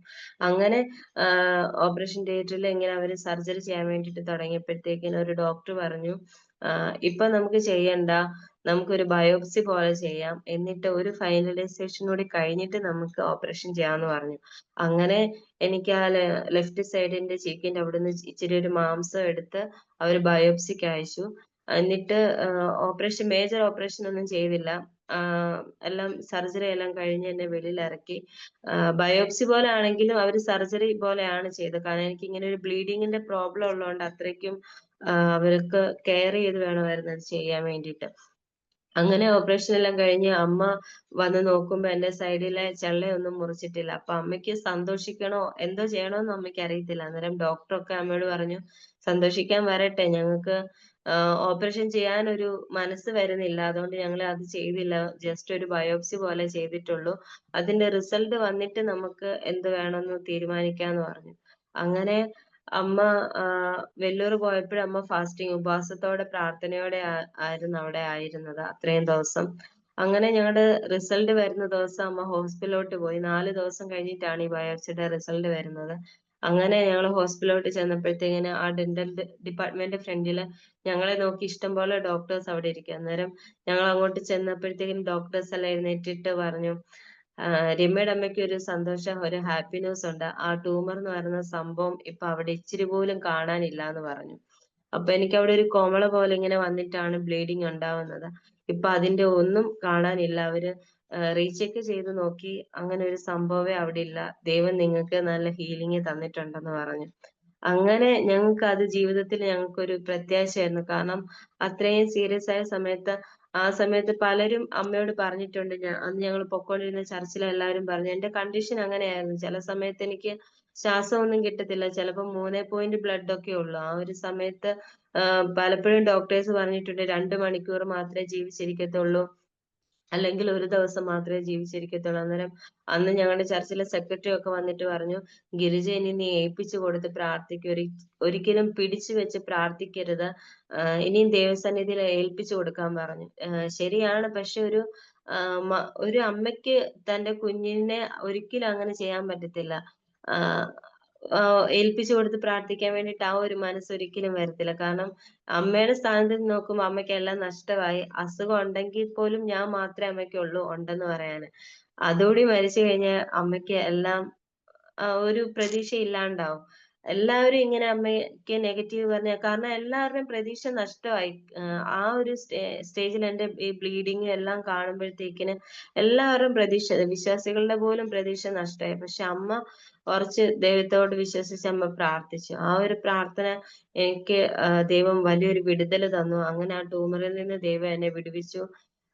പിന്നെ എനിക്ക് അങ്ങനെ മുറിവ് ഒന്നും ഉണ്ടാവാതൊക്കെ സൂക്ഷിച്ചുകൊണ്ടിരുന്നു. പിന്നെ എനിക്കൊരു 13 വയസ്സൊക്കെ ആയപ്പോഴത്തേക്കിന് മന്ത്ലി പ്രോബ്ലംസ്, മെൻസ്ട്രുവൽ സൈക്കിൾ വന്നപ്പോഴത്തേക്കിന് പിന്നെയും എനിക്ക് ഇതിന്റെ ഈ ഡിസീസിന്റെ ബുദ്ധിമുട്ട് ഉണ്ടാവാൻ തുടങ്ങി. അപ്പം എനിക്ക് ഈ പീരീഡ്സ് ടൈമിൽ ഒരു 6 മാസമൊക്കെ എനിക്ക് ഇങ്ങനെ കണ്ടിന്യൂസ് ആയിട്ട് ബ്ലീഡിങ് ആയിരിക്കും. ബ്ലീഡിങ് എന്ന് പറയുമ്പം ലാസ്റ്റ് ഒരു ഒരാഴ്ചയൊക്കെ കഴിയുമ്പോൾ എന്റെ ശരീരത്തിലെ ബ്ലഡ് എല്ലാം നഷ്ടമായിട്ട് പിന്നെ വെള്ളം പോലെ ഇങ്ങനെ പോകാൻ തുടങ്ങും. അപ്പൊ ഇങ്ങനെ പോകാൻ തുടങ്ങുമ്പോഴത്തേക്കിന് എനിക്ക് പിന്നെ ലാസ്റ്റില് ഒന്നും ചെയ്യാൻ പറ്റത്തില്ല. എഴുന്നേറ്റ് കട്ടിലേൽ ഇരിക്കാനോ ഒന്നും നടക്കാനോ ഒന്നും ചെയ്യാൻ പറ്റത്തില്ല. അപ്പം ഈ ഒരു സിറ്റുവേഷൻ ഒക്കെ ആയി. പിന്നെ ഇങ്ങനെ വന്നപ്പോഴത്തേക്കിന് അമ്മയ്ക്ക് കടയൊന്നും മാനേജ് ചെയ്തുകൊണ്ട് പോകാൻ പറ്റാതെ ഉണ്ടായി. പിന്നെ എനിക്ക് ട്രിവാൻഡ്രത്ത് ദൈവത്തിന്റെ കൃപയാൽ എനിക്ക് ഫാക്ടറിയേറ്റ് അവര് വരുത്തിക്കാൻ വേണ്ടിയിട്ട് തുടങ്ങി. പിന്നെ എനിക്ക് വെല്ലൂർ പോണ്ട, ട്രിവാൻഡ്രത്ത് പോയാൽ മതിയായിരുന്നു. അപ്പൊ പിന്നെ ട്രിവാൻഡ്രം മെഡിക്കൽ കോളേജിൽ പോവും. എനിക്ക് സീരിയസ് ആയിട്ട് വരുമ്പോഴത്തേക്കിനും 1 മാസമൊക്കെ അഡ്മിറ്റ് ആവും. അപ്പൊ അമ്മയ്ക്ക് അങ്ങനെ കടയൊന്നും മാനേജ് ചെയ്യാൻ പറ്റാണ്ടൊക്കെ ആയി. അങ്ങനെ ഞങ്ങൾ ഒത്തിരി വിഷമത്തോടെ ആയിരുന്നു. ഒന്നും ചെയ്യാൻ പറ്റത്തില്ല. നമുക്ക് ഭൂമിയിൽ നമ്മളെ മാനുഷികമായിട്ട് ആരും സഹായിക്കാനോ ഒന്നുമില്ല. അമ്മയ്ക്ക് ജോലിക്ക് പോകാൻ പറ്റുന്നില്ല. അങ്ങനെ ഒത്തിരി പ്രതികൂലങ്ങളുടെ മധ്യേ ഞങ്ങൾ ഇങ്ങനെ കടന്നു പൊക്കോണ്ടേയിരുന്നു. പക്ഷെ ഇതൊന്നും ആരെയും അമ്മയെ അറിയിച്ചില്ല. ഞങ്ങൾ അനുഭവിക്കുന്ന വേദനകളും പ്രയാസങ്ങളും ബുദ്ധിമുട്ടുകളും ഒന്നും അമ്മ ആരെയും അറിയിച്ചില്ല. ഭവനത്തിൽ തന്നെ ഇരുന്ന് ഞങ്ങള് പ്രാർത്ഥിച്ചു. പിന്നെ കുറച്ച് ദൈവമക്കൾ അറിയാവുന്നവരൊക്കെ വന്ന് ഇങ്ങനെ പ്രാർത്ഥിക്കാൻ വേണ്ടിയിട്ട് തുടങ്ങി. അങ്ങനെ ഈ കുഞ്ഞിലെ മുതലൊരു എനിക്ക് ഹോസ്പിറ്റൽ ലൈഫ് ആയതുകൊണ്ട് എനിക്ക് ഭയങ്കര ഇഷ്ടമാണ്. നഴ്സിംഗ് പഠിക്കണം, ഒരു നേഴ്സ് ആവണം എന്ന് എനിക്ക് ഭയങ്കര ആഗ്രഹമായിരുന്നു. അപ്പൊ 10th ആണെങ്കിലും ഞാന് വെറും 3 മാസം മാത്രമേ ക്ലാസ്സിൽ പോയിട്ടുള്ളൂ. പിന്നെ ഞാന് വീട്ടിൽ തന്നെ എനിക്കിങ്ങനെ ഒരു ബ്ലീഡിങ്ങിന്റെ പ്രോബ്ലം ഉള്ളതുകൊണ്ട് എനിക്കൊന്നും ചെയ്യാൻ പറ്റത്തില്ല. സ്കൂളിൽ പോകാൻ പറ്റത്തില്ല. ഒന്നും എനിക്ക് ചെയ്യാൻ പറ്റാണ്ടായിപ്പോയി. അങ്ങനെ വീട്ടിൽ തന്നെ ഇങ്ങനെ പോകുന്ന സമയത്ത് +2 ഒക്കെ കഴിഞ്ഞപ്പോഴത്തേക്കിന് ഞാൻ പറഞ്ഞു എനിക്ക് നഴ്സിങ്ങിന് മാത്രം പോയാൽ മതി. വേറൊരു കോഴ്സും ഞാൻ പഠിക്കത്തില്ലാന്ന് പറഞ്ഞു. അപ്പൊ അമ്മ പറഞ്ഞു മോനെ നിനക്കത് പറ്റത്തില്ല. നിന്റെ ഹെൽത്ത് കൊണ്ട് അത് പറ്റത്തില്ല. വേറെ എന്തെങ്കിലും നമുക്ക് ചെറിയ കോഴ്സ് വല്ലോം പഠിക്കാന്ന് പറഞ്ഞു. അപ്പൊ ഞാൻ പറഞ്ഞു ഇല്ല അമ്മ എനിക്ക് വേറൊന്നും പഠിക്കണ്ട. പഠിക്കുവാണെന്നുണ്ടെങ്കിൽ എനിക്ക് നഴ്സിംഗ് മാത്രം പഠിച്ചാൽ മതി എന്ന് പറഞ്ഞു. അങ്ങനെ എന്റെ നിർബന്ധപ്രകാരം ഞങ്ങളുടെ ചർച്ചിലൊന്നും ആർക്കും ഇഷ്ടമല്ല. ഞങ്ങളുടെ ചർച്ചിൽ ഒരു അമ്മച്ചി എന്നോട് പറഞ്ഞു നഴ്സിങ്ങിന് പോവാണെന്നുണ്ടെങ്കിൽ ചൂലും കെട്ടെടുത്ത് വെച്ച് അടിക്കുമെന്ന് പറഞ്ഞു. അപ്പൊ ആരും സപ്പോർട്ട് ഇല്ല. അമ്മയ്ക്കും നഴ്സിംഗ് എന്നെ പഠിപ്പിക്കാൻ ഒരു താല്പര്യമില്ല. എനിക്ക് മാത്രം നഴ്സിംഗ് പഠിക്കണം എന്നൊരു ചിന്ത. അങ്ങനെ നാട്ടില് ഭയങ്കര ഫീസും കാര്യങ്ങളും ഒക്കെ ആയതുകൊണ്ട് അമ്മ ആഹ് എന്റെ നിർബന്ധം കൊണ്ട് അമ്മ എന്നെ ബാംഗ്ലൂർ പഠിപ്പിക്കാൻ വിട്ടു. ഞങ്ങൾക്ക് അറിയാവുന്നൊരു കോളേജ് മാനേജ്മെന്റ് ഒക്കെ ആയിരുന്നു. അപ്പം അവിടെ ഞങ്ങൾക്ക് അറിയാവുന്ന ഒരു ചേച്ചിയൊക്കെ പഠിച്ച് ഇറങ്ങിയതാ. അപ്പൊ അവിടെ എന്നെ കൊണ്ടുപോയി ചേർത്ത് ഒരു 1 ഇയർ ആവാറായി. എക്സാമിന്റെ സമയമൊക്കെ ആയപ്പോഴത്തേക്കിന് എനിക്കിങ്ങനെ ബ്ലീഡിങ് വന്നിട്ട് എന്റെ ശരീരത്തിലെ ബ്ലഡ് എല്ലാം കുറഞ്ഞ് 7 പോയിന്റ് ആയി. അപ്പൊ കോളേജുകാരൊക്കെ ശരിക്കും പേടിച്ചു. അങ്ങനെ അവിടെ എന്നെ ഹോസ്പിറ്റലിൽ അഡ്മിറ്റ് ചെയ്തു. അവര് ട്രീറ്റ്മെന്റ് ഒക്കെ ഇങ്ങനെ ബ്ലഡ് ഒക്കെ എനിക്ക് കേറ്റി.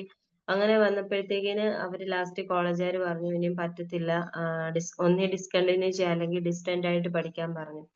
അപ്പൊ നമ്മള് ഡിസ്റ്റന്റ് ആയിട്ട് ചെയ്താലും നമ്മള് കോളേജിലെ ഫീസും കാര്യങ്ങളും ഫുള്ളും നമ്മൾ അടയ്ക്കണം. അങ്ങനെ എനിക്ക് ആ ഒരു സമയത്ത് ഡിസ്കണ്ടിന്യൂ ചെയ്യുക അല്ലാതെ വേറെ ഓപ്ഷൻ ഒന്നും ഇല്ലായിരുന്നു. അങ്ങനെ ഞാനത് ഡിസ്കണ്ടിന്യൂ ചെയ്തു.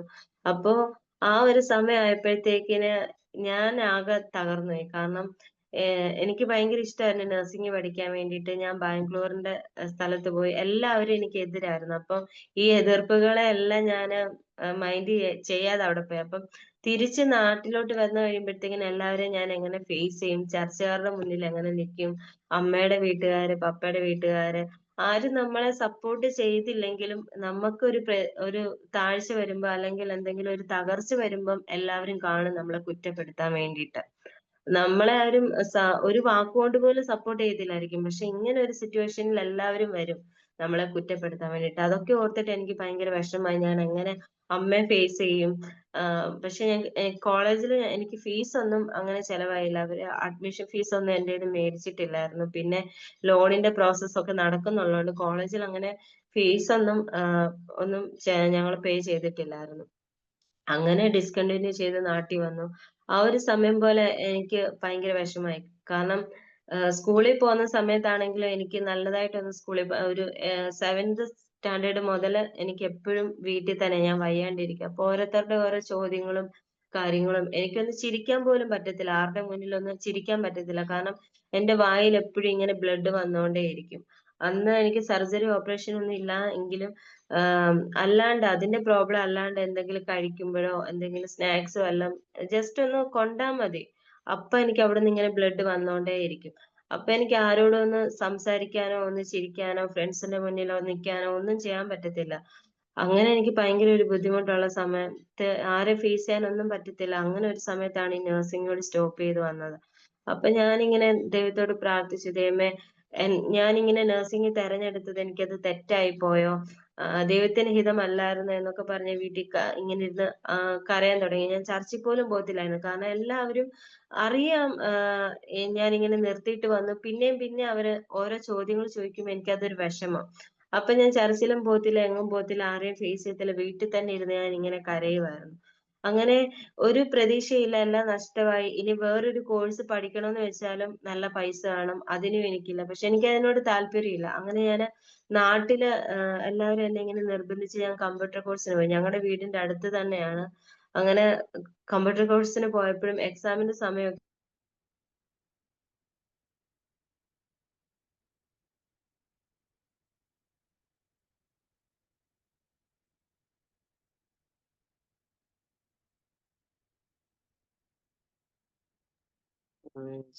ഓർത്തു ഇനി ഞാൻ ഇനി ഒന്നിനും പോകുന്നില്ല, വീട്ടിൽ തന്നെ ഇരിക്കുന്നുള്ളൂ. എന്റെ ജീവിതത്തിൽ ഇനിയും പ്രതീക്ഷിക്കാൻ വേണ്ടിയിട്ടൊന്നുമില്ല. അപ്പോ ഞാന് എപ്പോഴും പ്രസംഗത്തിലൂടെ ഒക്കെ രക്തസ്രാവക്കാരിയായ സ്ത്രീയുടെ ആ ഒരു കഥ എപ്പോഴും വായിക്കുമെങ്കിലും കുറച്ചുകൂടി അനുഭവത്തിലേക്ക് വരാൻ തുടങ്ങി. അന്ന് എനിക്ക് ഈ രക്തസ്രാവ സ്ത്രീയുടെ കഥയൊക്കെ കേൾക്കുമ്പോൾ എനിക്ക് മനസ്സിലാവത്തില്ല. എന്റെ കൂട്ടത്തെ ഒരു കണ്ടീഷൻ ആണെന്ന് എനിക്ക് അറിയത്തില്ലായിരുന്നു. പക്ഷെ പിന്നീട് എനിക്കത് മനസ്സിലാവാനായിട്ട് തുടങ്ങി. ഞാന് യൂട്യൂബിലൊക്കെ അടിച്ചു കൊടുത്ത് ബ്ലീഡിങ് വുമന്റെ വീഡിയോസ് ഒക്കെ ഇങ്ങനെ കാണാൻ വേണ്ടിയിട്ട് തുടങ്ങി. അപ്പം അത് വെച്ച് ഞാൻ പിന്നെ ഈ പ്രാർത്ഥിക്കാൻ വേണ്ടിയിട്ട് തുടങ്ങി. അങ്ങനെ പ്രാർത്ഥിച്ചുകൊണ്ടിരിക്കുന്ന സമയത്ത് എന്നെ അറിയാവുന്ന ഒരു ആന്റി എന്നെ വിളിച്ചിട്ട് ചോദിച്ചു, മോള് ചർച്ചിൽ പോകുന്നുണ്ട്, പ്രാർത്ഥിക്കുന്നുണ്ട്, എല്ലാം ചെയ്യുന്നുണ്ട്, പക്ഷെ മോക്ക് എന്താ ദൈവം ഒരു വിടുതൽ തരാത്തേന്ന് ചോദിച്ചു. അപ്പൊ ഞാന് അന്നേരം തമാശ രീതിയിൽ ആന്റിയോട് പറഞ്ഞു, ആന്റി, ബൈബിളിലെ രക്തസ്രാവമുള്ള സ്ത്രീക്ക് ദൈവം 12 സൽവത്സരായപ്പോഴല്ലേ സൗഖ്യം കൊടുത്തത്. അതേപോലെ ദൈവം എനിക്ക് 12 സൽവത്സരം ആവുമ്പോ സൗഖ്യം തരുമെന്ന് ഞാൻ ഇങ്ങനെ ചുമ്മാ ഇങ്ങനെ പറഞ്ഞു. അപ്പൊ ആന്റി പറഞ്ഞു, ദൈവം മോളുടെ വാക്കുപോലെ ദൈവം വിടുവിക്കട്ടെ എന്ന് പറഞ്ഞു. ഞാൻ പറഞ്ഞു, അന്നേരം ഞാൻ പറഞ്ഞു, ആന്റി ഞാനത് ചുമ്മാ പറഞ്ഞതാ എന്ന് പറഞ്ഞു. പക്ഷെ ദൈവം ആ ഒരു വാക്ക് കേട്ടു. ഞങ്ങൾ ഇങ്ങനെ പ്രാർത്ഥിച്ചുകൊണ്ടേ വന്നു. അമ്മയ്ക്കാണെങ്കിലും ജോലി കറക്റ്റ് ആയിട്ട് നോക്കാൻ പറ്റുന്നില്ല. എനിക്കൊന്നും പഠിക്കാൻ പറ്റുന്നില്ല. എല്ലാവരുടെയും ചോദ്യങ്ങള്. ആകപ്പാടെ ഞങ്ങളൊരു വല്ലാത്തൊരു സിറ്റുവേഷനിലോട്ട് പോയിരുന്നു. ആ ഒരു സമയത്ത് 2020 ഒക്കെ ആയപ്പോഴത്തേക്കിന് കൊറോണ വന്നു. കൊറോണയുടെ സമയമായപ്പോഴത്തേക്കിന് ഞങ്ങൾ ഒത്തിരി ബുദ്ധിമുട്ടിലൂടെ കടന്നു പോകുന്ന ഒരു സമയമായിരുന്നു. ഒന്നും ഇല്ലാത്തൊരവസ്ഥയായിപ്പോയി. അന്ന് പുറത്തോട്ട് പോവാനോ ഒരാള് വീട്ടിൽ വന്ന് പ്രാർത്ഥിക്കാനോ എന്നാ ഫോൺ വിളിച്ച് പ്രാർത്ഥിക്കാൻ പോലും ഇല്ലാത്തൊരവസ്ഥ. അന്ന് എനിക്കിങ്ങനെ ബ്ലീഡിങ് വന്നിട്ട് ഭയങ്കര സഹിക്കാൻ പറ്റാത്ത ബ്ലീഡിങ്. അപ്പം തിരുവനന്തപുരം മെഡിക്കൽ കോളേജിൽ പോലും പോകാൻ പറ്റത്തില്ല. അമ്മയ്ക്കും ശ്വാസം മുട്ടലിന്റെ ബുദ്ധിമുട്ടുണ്ട്. അപ്പം ഈ അത്രയും കൊറോണ ഉള്ള സമയത്ത് അമ്മയ്ക്ക് കൊറോണ വന്നു കഴിഞ്ഞാല് അത് പെട്ടെന്ന് അമ്മയ്ക്ക് ബോഡിക്ക് അത് പിടിച്ചു നിൽക്കാൻ പാടായിരിക്കും. അപ്പൊ മരണം സംഭവിക്കാൻ സാധ്യതയുണ്ട്. അപ്പൊ ഞാൻ പറഞ്ഞു, അമ്മേ, എന്ത് വന്നാലും നമുക്ക് തിരുവനന്തപുരം ഹോസ്പിറ്റലിലോട്ട് പോകണ്ട, ഞാനും പോകുന്നില്ല. ദൈവം എന്തുവാണോ എന്റെ ജീവിതത്തിൽ എനിക്ക് ചെയ്യുന്നത്, ഞാൻ മരിക്കുവാണെങ്കിൽ മരിക്കട്ടെ, എനിക്ക് സന്തോഷമേ ഉള്ളൂ. ഇനി എനിക്ക് ഇങ്ങനെ ബ്ലീഡിംഗ് ആയിട്ട് വീട്ടിലിരുന്ന് എനിക്ക് സഹിക്കാൻ വേണ്ടിയിട്ട് വയ്യ.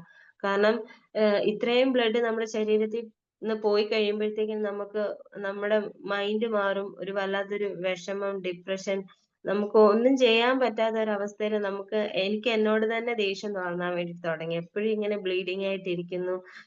എല്ലാവർക്കും എന്നെ കൊണ്ട് ബുദ്ധിമുട്ടാ. അമ്മയ്ക്കും ജോലി ചെയ്യാൻ പറ്റുന്നില്ല. അപ്പം എനിക്ക് എങ്ങനെയെങ്കിലും മരിച്ചാ മതി എന്നൊരു ചിന്ത എന്റെ ഉള്ളിലേക്ക് വന്നു. അപ്പൊ എല്ലാവരും എന്നോട് വന്നിട്ട് പറയും, ഞാൻ കാരണമാ നിന്റെ അമ്മയ്ക്ക് ജോലിക്ക് പോകാൻ പറ്റാത്തത്, അമ്മ ഇത്രയും കഷ്ടപ്പെടുന്നത് ഞാൻ കാരണമാ. അപ്പം ഇങ്ങനൊക്കെ പറയുമ്പോഴത്തേന് എനിക്കതൊരു നെഗറ്റീവായിട്ട് എന്റെ മനസ്സിൽ കയറിയിട്ട് എനിക്കൊരു വിഷമം പോലെ വന്നു. ഞാൻ ദൈവത്തോട് എപ്പോഴും രാത്രി കിടക്കുമ്പോൾ പ്രാർത്ഥിക്കും, ദൈവമേ, നാളെ ഒരു പ്രഭാതം എനിക്ക് തരല്ലേ എന്ന് പ്രാർത്ഥിച്ചിട്ടാ ഞാൻ കിടക്കുന്നത്. നാളെ രാവിലെ എനിക്ക് കാണാൻ വേണ്ടിയിട്ട് ഇടയാക്കലേ എന്ന് ഞാൻ ദൈവസന്നിധിയിൽ കരഞ്ഞ് പ്രാർത്ഥിക്കും. എനിക്ക് മരിക്കണം മരിക്കണം എന്നൊരു ചിന്ത മാത്രമേ എന്റെ മനസ്സിലുള്ളൂ. ജീവിക്കണം എന്നുള്ള പ്രതീക്ഷ. എനിക്ക് പഠിക്കാനും പറ്റത്തില്ല, ഒന്നും ചെയ്യാൻ പറ്റത്തില്ല. ഇങ്ങനെ ബ്ലീഡിംഗ് ആയിട്ട് ഇരിക്കാൻ മാത്രമേ എനിക്ക് എന്നെ കൊണ്ട് പറ്റത്തുള്ളൂ. അപ്പൊ ഇങ്ങനെ ഒരു ലൈഫ് എനിക്ക് വേണ്ട എന്ന് പറഞ്ഞ് ഞാൻ ദൈവസന്നിധിയിൽ പ്രാർത്ഥിക്കാൻ തുടങ്ങി. എന്റെ ബർത്ത്ഡേയുടെ ദിവസം ഞാൻ അന്നിരുന്ന് പ്രാർത്ഥിക്കും, ദൈവമേ, എനിക്ക് ആഹ് അടുത്തൊരു പുതുവർഷം എന്റെ ജീവിതത്തിൽ എനിക്ക് തരല്ലേ എന്ന് ഞാൻ ദൈവസന്നിധിയിൽ ഇരുന്ന് ഇങ്ങനെ കരഞ്ഞ് പ്രാർത്ഥിക്കുമായിരുന്നു. അങ്ങനെ ഈ കൊറോണയുടെ സമയത്ത് ഭയങ്കര ബ്ലീഡിങ്, ഞാൻ ഹോസ്പിറ്റലിൽ പോകുന്നില്ല, ഒന്നും ചെയ്യുന്നില്ല. അമ്മയ്ക്ക് അതൊരു ഭയങ്കര ബുദ്ധിമുട്ടായിപ്പോയി. കൊറോണയുടെ സമയത്ത് അങ്ങനെ പെട്ടെന്ന് നമുക്ക് ഹോസ്പിറ്റലിൽ പോകാനും പറ്റത്തില്ല. അങ്ങനെ ഒരു ദിവസം രാത്രി ഞങ്ങളുടെ ഭവനത്തിൽ ഇങ്ങനെ ആയിരുന്നപ്പോ എനിക്ക് രാത്രിയായപ്പം ഭയങ്കര ബ്രീത്തിങ്ങിന്റെ പ്രോബ്ലം, എനിക്ക് ശ്വാസം പോലും കിട്ടുന്നില്ല. ഭയങ്കര ബ്ലീഡിങ്ങും. അമ്മയ്ക്ക് എന്തോ ചെയ്യണമെന്ന് അറിയത്തില്ല. ആരെ വിളിക്കാനോ ഒന്നും പറ്റാത്തൊരവസ്ഥ. അമ്മ എന്റെ കട്ടിലിന്റെ അടുത്ത് വന്നിട്ട് ഇങ്ങനെ വലിയവായിലിരുന്ന് കരഞ്ഞ് പ്രാർത്ഥിക്കാൻ വേണ്ടിയിട്ട് തുടങ്ങി. അപ്പോ എനിക്കതൊരു ഭയങ്കര ഒരു ബുദ്ധിമുട്ട് പോലെ, എനിക്ക് ബ്ലഡ് കുറഞ്ഞു കഴിയുമ്പോ ചെറിയൊരു സൗണ്ട് കേട്ടാൽ അത് ഭയങ്കര ഒരു ഇറിറ്റേഷൻ പോലെ തോന്നിക്കും. അപ്പൊ ഞാൻ അമ്മയോട് പറഞ്ഞു, അമ്മ ഇങ്ങനെ വല്യവായി കരയാതെ അമ്മ എവിടെയെങ്കിലും മാറിയിരുന്ന് പ്രാർത്ഥിക്ക്. എനിക്കെന്തോ ബുദ്ധിമുട്ട് പോലെന്ന് തോന്നിച്ചു. കാരണം എനിക്ക് എങ്ങനെങ്കിലും മരിച്ചാ മതി, ജീവിക്കണ്ടാന്നൊരു ചിന്തയാണ് എന്റെ മനസ്സിൽ. അപ്പൊ അമ്മ പിന്നെ മാറിപ്പോയിരുന്ന് ഇങ്ങനെ പ്രാർത്ഥിക്കാൻ തുടങ്ങി. ഞാനും ആ കട്ടിലിൽ കിടന്നുകൊണ്ട് പ്രാർത്ഥിച്ചു, ദൈവമേ ഇനി എന്നെ ആർക്കും ഒരു ബുദ്ധിമുട്ടാക്കരുത്. ആരുടെ മുന്നിൽ ഒരു ചോദ്യചിഹ്നമാക്കരുത്. അഥവാ ദൈവം എനിക്ക് വിടുതൽ തരുന്നുണ്ടെന്നുണ്ടെങ്കിൽ ആശുപത്രി പോവാതെ എനിക്ക് സൗഖ്യമാക്കണം. ദൈവത്തിന് അസാധ്യമായിട്ടൊന്നുമില്ലല്ലോ. ദൈവത്തിന് സകലവും കഴിയും. ആ രക്തസ്രാവമുള്ള സ്ത്രീ യേശുവിന്റെ തൊങ്ങലിൽ തൊട്ടപ്പോ അവളുടെ വിശ്വാസം കണ്ട ദൈവം, അത്രയും വിശ്വാസം എനിക്ക് എന്റെ ജീവിതത്തിൽ ഇല്ല. പലപ്പോഴും ദൈവം പല സമയത്ത് ദൈവം അത്ഭുതം പ്രവർത്തിച്ചിട്ടുണ്ട് ഞങ്ങൾക്ക് വേണ്ടിയിട്ട്. എങ്കിൽ പോലും ദൈവം ചില സിറ്റുവേഷൻ നമുക്ക് എത്ര വിശ്വാസം ഉണ്ടെന്ന് പറഞ്ഞാലും നമുക്ക് മാനസികമായിട്ടുള്ള നിലയിൽ നമ്മൾ തളർന്നു പോകും. ദൈവം തന്നെ പറയുന്നുണ്ട്, മനുഷ്യൻ പൊടിയാണല്ലോ. അപ്പൊ നമ്മള് തളർന്നു പോകും നമ്മള്. ആ ഒരു സമയത്ത് ഞാൻ ദൈവസന്നിധിയിൽ ഇങ്ങനെ കരഞ്ഞ് പ്രാർത്ഥിച്ചു. അങ്ങനെ പ്രാർത്ഥിച്ചുകൊണ്ടിരിക്കുന്ന സമയത്ത് അമ്മയും ഒരു സൈഡിൽ ഇരുന്ന് പ്രാർത്ഥിക്കുന്നു, ഞാനും ഒരു സൈഡിൽ ഇരുന്ന് പ്രാർത്ഥിക്കുന്നു. അത്രയും നാൾ ഒരു സംഭവിക്കാത്ത രീതിയിൽ പെട്ടെന്ന് എന്റെ ബ്ലീഡിങ് നോർമലായി. അതെന്റെ ശരീരത്തിൽ എനിക്കറിയാൻ വേണ്ടിയിട്ട് പറ്റി. ഒരിക്കലും അങ്ങനെ ഒരു സംഭവം നടന്നിട്ടില്ല. പെട്ടെന്ന് സാധാരണ ഹോസ്പിറ്റലിൽ പോയി ഫാക്ടറേറ്റ് ഒക്കെ എടുത്താലും ഒരു 2-3 ആഴ്ചയൊക്കെ കഴിയും എനിക്ക് ബ്ലഡ് ഒന്ന് ബ്ലീഡിങ് ഒന്ന് നോർമലായിട്ട് വരാൻ വേണ്ടിയിട്ട്. പക്ഷെ ഇത് പെട്ടെന്ന് തന്നെ എനിക്ക് എന്തോ ശരീരത്തിന് ഇങ്ങനെ നമ്മളൊരു പ്രസ് ചെയ്ത് നമ്മൾ സ്റ്റോപ്പ് ചെയ്യുന്നതിന്റെ കൂട്ടൊരു ഫീലിംഗ് എനിക്കുണ്ടായി. അന്നേരം എനിക്ക് നല്ലതായിട്ട് ബ്ലീഡിങ് കുറയാനായിട്ട് ഇടയായി. അപ്പൊ ഞാൻ എഴുന്നേറ്റിരുന്ന് എനിക്ക് ഒട്ടും വയ്യ. എന്റെ ശരീരത്തില് ഒരു 4 പോയിന്റ് ഒക്കെ ഉള്ളൂ HB ഒക്കെ. പക്ഷെ ഞാൻ എഴുന്നേറ്റിരിക്കാൻ തുടങ്ങി. അത്രയും നേരം ഞാൻ ഫുൾ ടൈം കിടപ്പായിരുന്നു. അങ്ങനെ എഴുന്നേറ്റിരുന്ന് അമ്മ പറഞ്ഞു, പിറ്റേ ദിവസം രാവിലെ ആയപ്പോഴത്തേക്കിനും അമ്മ പറഞ്ഞു, മോനെ നമുക്ക് ഇവിടെ അടുത്തൊരു ഹോസ്പിറ്റലിൽ പോയി നമുക്ക് HB മാത്രം എത്ര ഉണ്ടെന്ന് നോക്കാൻ പറഞ്ഞു. കാരണം എന്റെ കണ്ടീഷൻ എന്തോന്ന് അറിയണമല്ലോ. അങ്ങനെ ഹോസ്പിറ്റലിൽ പോയി HB നോക്കിയപ്പോഴത്തേന് എനിക്ക് 4 പോയിന്റേ ഉള്ളൂ HB. പക്ഷെ അത്രയും ബ്ലഡ് ഉള്ള സമയത്തും ദൈവം അവിടുന്ന് എന്നെ ബലപ്പെടുത്തി നിർത്തി. അങ്ങനെ ആ കൊറോണയുടെ സമയത്ത് ഒരു ടാബ്ലറ്റ് കഴിക്കാതെയും ഒന്നും കഴിക്കാതെയും ദൈവം എനിക്ക് ആദ്യമായിട്ട് എന്റെ ജീവിതത്തിൽ എനിക്ക് ബ്ലീഡിങ് സ്റ്റോപ്പ് ആക്കി തന്നു. മറ്റേ 6 മാസം 7 മാസം ഒക്കെ കണ്ടിന്യൂസ് ആയിട്ട് ഇങ്ങനെ ബ്ലീഡിങ്ങോടെ ഇരിക്കുന്ന ഞാൻ അന്ന്, എനിക്കത് എന്റെ ജീവിതത്തിൽ എനിക്കൊരു ഭയങ്കര ഒരു ആശ്വാസമായിരുന്നു. അപ്പൊ ഞാൻ ദൈവത്തിന് നന്ദി പറഞ്ഞ് ഞാൻ ദൈവത്തോട് പ്രാർത്ഥിച്ചു. അങ്ങനെ ആ ഒരു ടൈം മുതൽ പിന്നീട് ഇങ്ങോട്ട് ഞാൻ ഇതുവരെ ഹോസ്പിറ്റലില് ഈ ബ്ലീഡിങ്ങിന്റെ വിഷയത്തിന് വേണ്ടിയിട്ട് ഞാൻ പോയിട്ടില്ല. അപ്പൊ ഞാൻ പിന്നീട് ഇങ്ങനെ ഓരോന്നിരുന്ന് ഇങ്ങനെ ചിന്തിക്കുമ്പോ ഞാൻ ദൈവസന്നിധിയിൽ പ്രാർത്ഥിക്കും. പക്ഷെ അതിനേക്കാളും കൂടുതൽ ഞാൻ ദൈവത്തോട് ഇങ്ങനെ സംസാരിച്ചോണ്ടേയിരിക്കും. കാരണം എനിക്ക് അങ്ങനെ വലിയ ഫ്രണ്ട്സ് ഒന്നും ഇല്ല. എന്റെ ആവശ്യങ്ങൾ പറയാൻ അമ്മ മാത്രമേ ഉള്ളൂ. അമ്മയോടും എനിക്ക് എല്ലാ കാര്യങ്ങളും പറയാൻ പറ്റത്തില്ല. ആഹ് പിന്നെ എനിക്ക് ആകെപ്പാടെ പറയാനും വഴക്കുണ്ടാക്കാനും സ്നേഹിക്കാനും എല്ലാം യേശുപ്പച്ചൻ മാത്രമേ ഉള്ളൂ. അപ്പൊ ഞാൻ ഇങ്ങനെ എപ്പോഴും ഇങ്ങനെ സംസാരിച്ചുകൊണ്ടേയിരിക്കും. യേശുപ്പച്ചനോട് ഇങ്ങനെ സംസാരിച്ചുകൊണ്ടേയിരിക്കും. അപ്പൊ ഒരു ദിവസം ഞാനിങ്ങനെ ചിന്തിച്ചപ്പോഴത്തേക്കിന് ഞാനിങ്ങനെ ഈ രക്തസ്രാവക്കാരുടെ സ്ത്രീയുടെ ആ ഒരു സ്റ്റോറി ഞാൻ ബൈബിളിൽ ഇങ്ങനെ വായിച്ചുകൊണ്ടിരിക്കുകയായിരുന്നു. അപ്പൊ 12 സൽവത്സരമായപ്പം ദൈവം വിടുതൽ കൊടുത്തപ്പം ഞാൻ പെട്ടെന്ന് ഇങ്ങനെ ചിന്തിക്കാൻ വേണ്ടിയിട്ട് തുടങ്ങി. നേരത്തെ ആ ആന്റി എന്നെ വിളിച്ച് സംസാരിച്ചപ്പോ ഞാൻ ആന്റിയോട് പറഞ്ഞായിരുന്നു, ആന്റി ബൈബിളിൽ ദൈവം 12 സൽവത്സരം ആയപ്പോഴല്ലേ വിടുതൽ കൊടുത്തത്. എനിക്കും 12 സൽവത്സരം ആകുമ്പോൾ ദൈവം എനിക്ക് വിടുതൽ തരുമെന്ന്. അപ്പൊ ഞാൻ എന്റെ ആ ബ്ലീഡിങ് വന്ന ടൈം സ്റ്റാർട്ട് ആയത് മുതൽ ആ ഹീലിംഗ് ആവുന്ന ടൈം വരെ നോക്കിയപ്പോഴത്തേന് ഏകദേശം 12 വർഷം ആയിട്ടുണ്ട്. നമ്മൾ ദൈവസന്നിധിയിൽ ചിലപ്പോ നമ്മള് നിസ്സാരമായിട്ട് പറയുന്ന കാര്യമായിരിക്കും. പക്ഷെ ദൈവസന്നിധിയിൽ അത് ദൈവം ചിലപ്പോ അത് കാര്യമായിട്ട് എടുക്കും. അത് നമ്മുടെ ജീവിതത്തിനും ദൈവത്തിനും നല്ല കാര്യം ആണെങ്കിൽ ദൈവം നമുക്ക് വേണ്ടി അത് പ്രയോജനമാക്കി തരും. അങ്ങനെ ദൈവം എനിക്ക് അവിടെ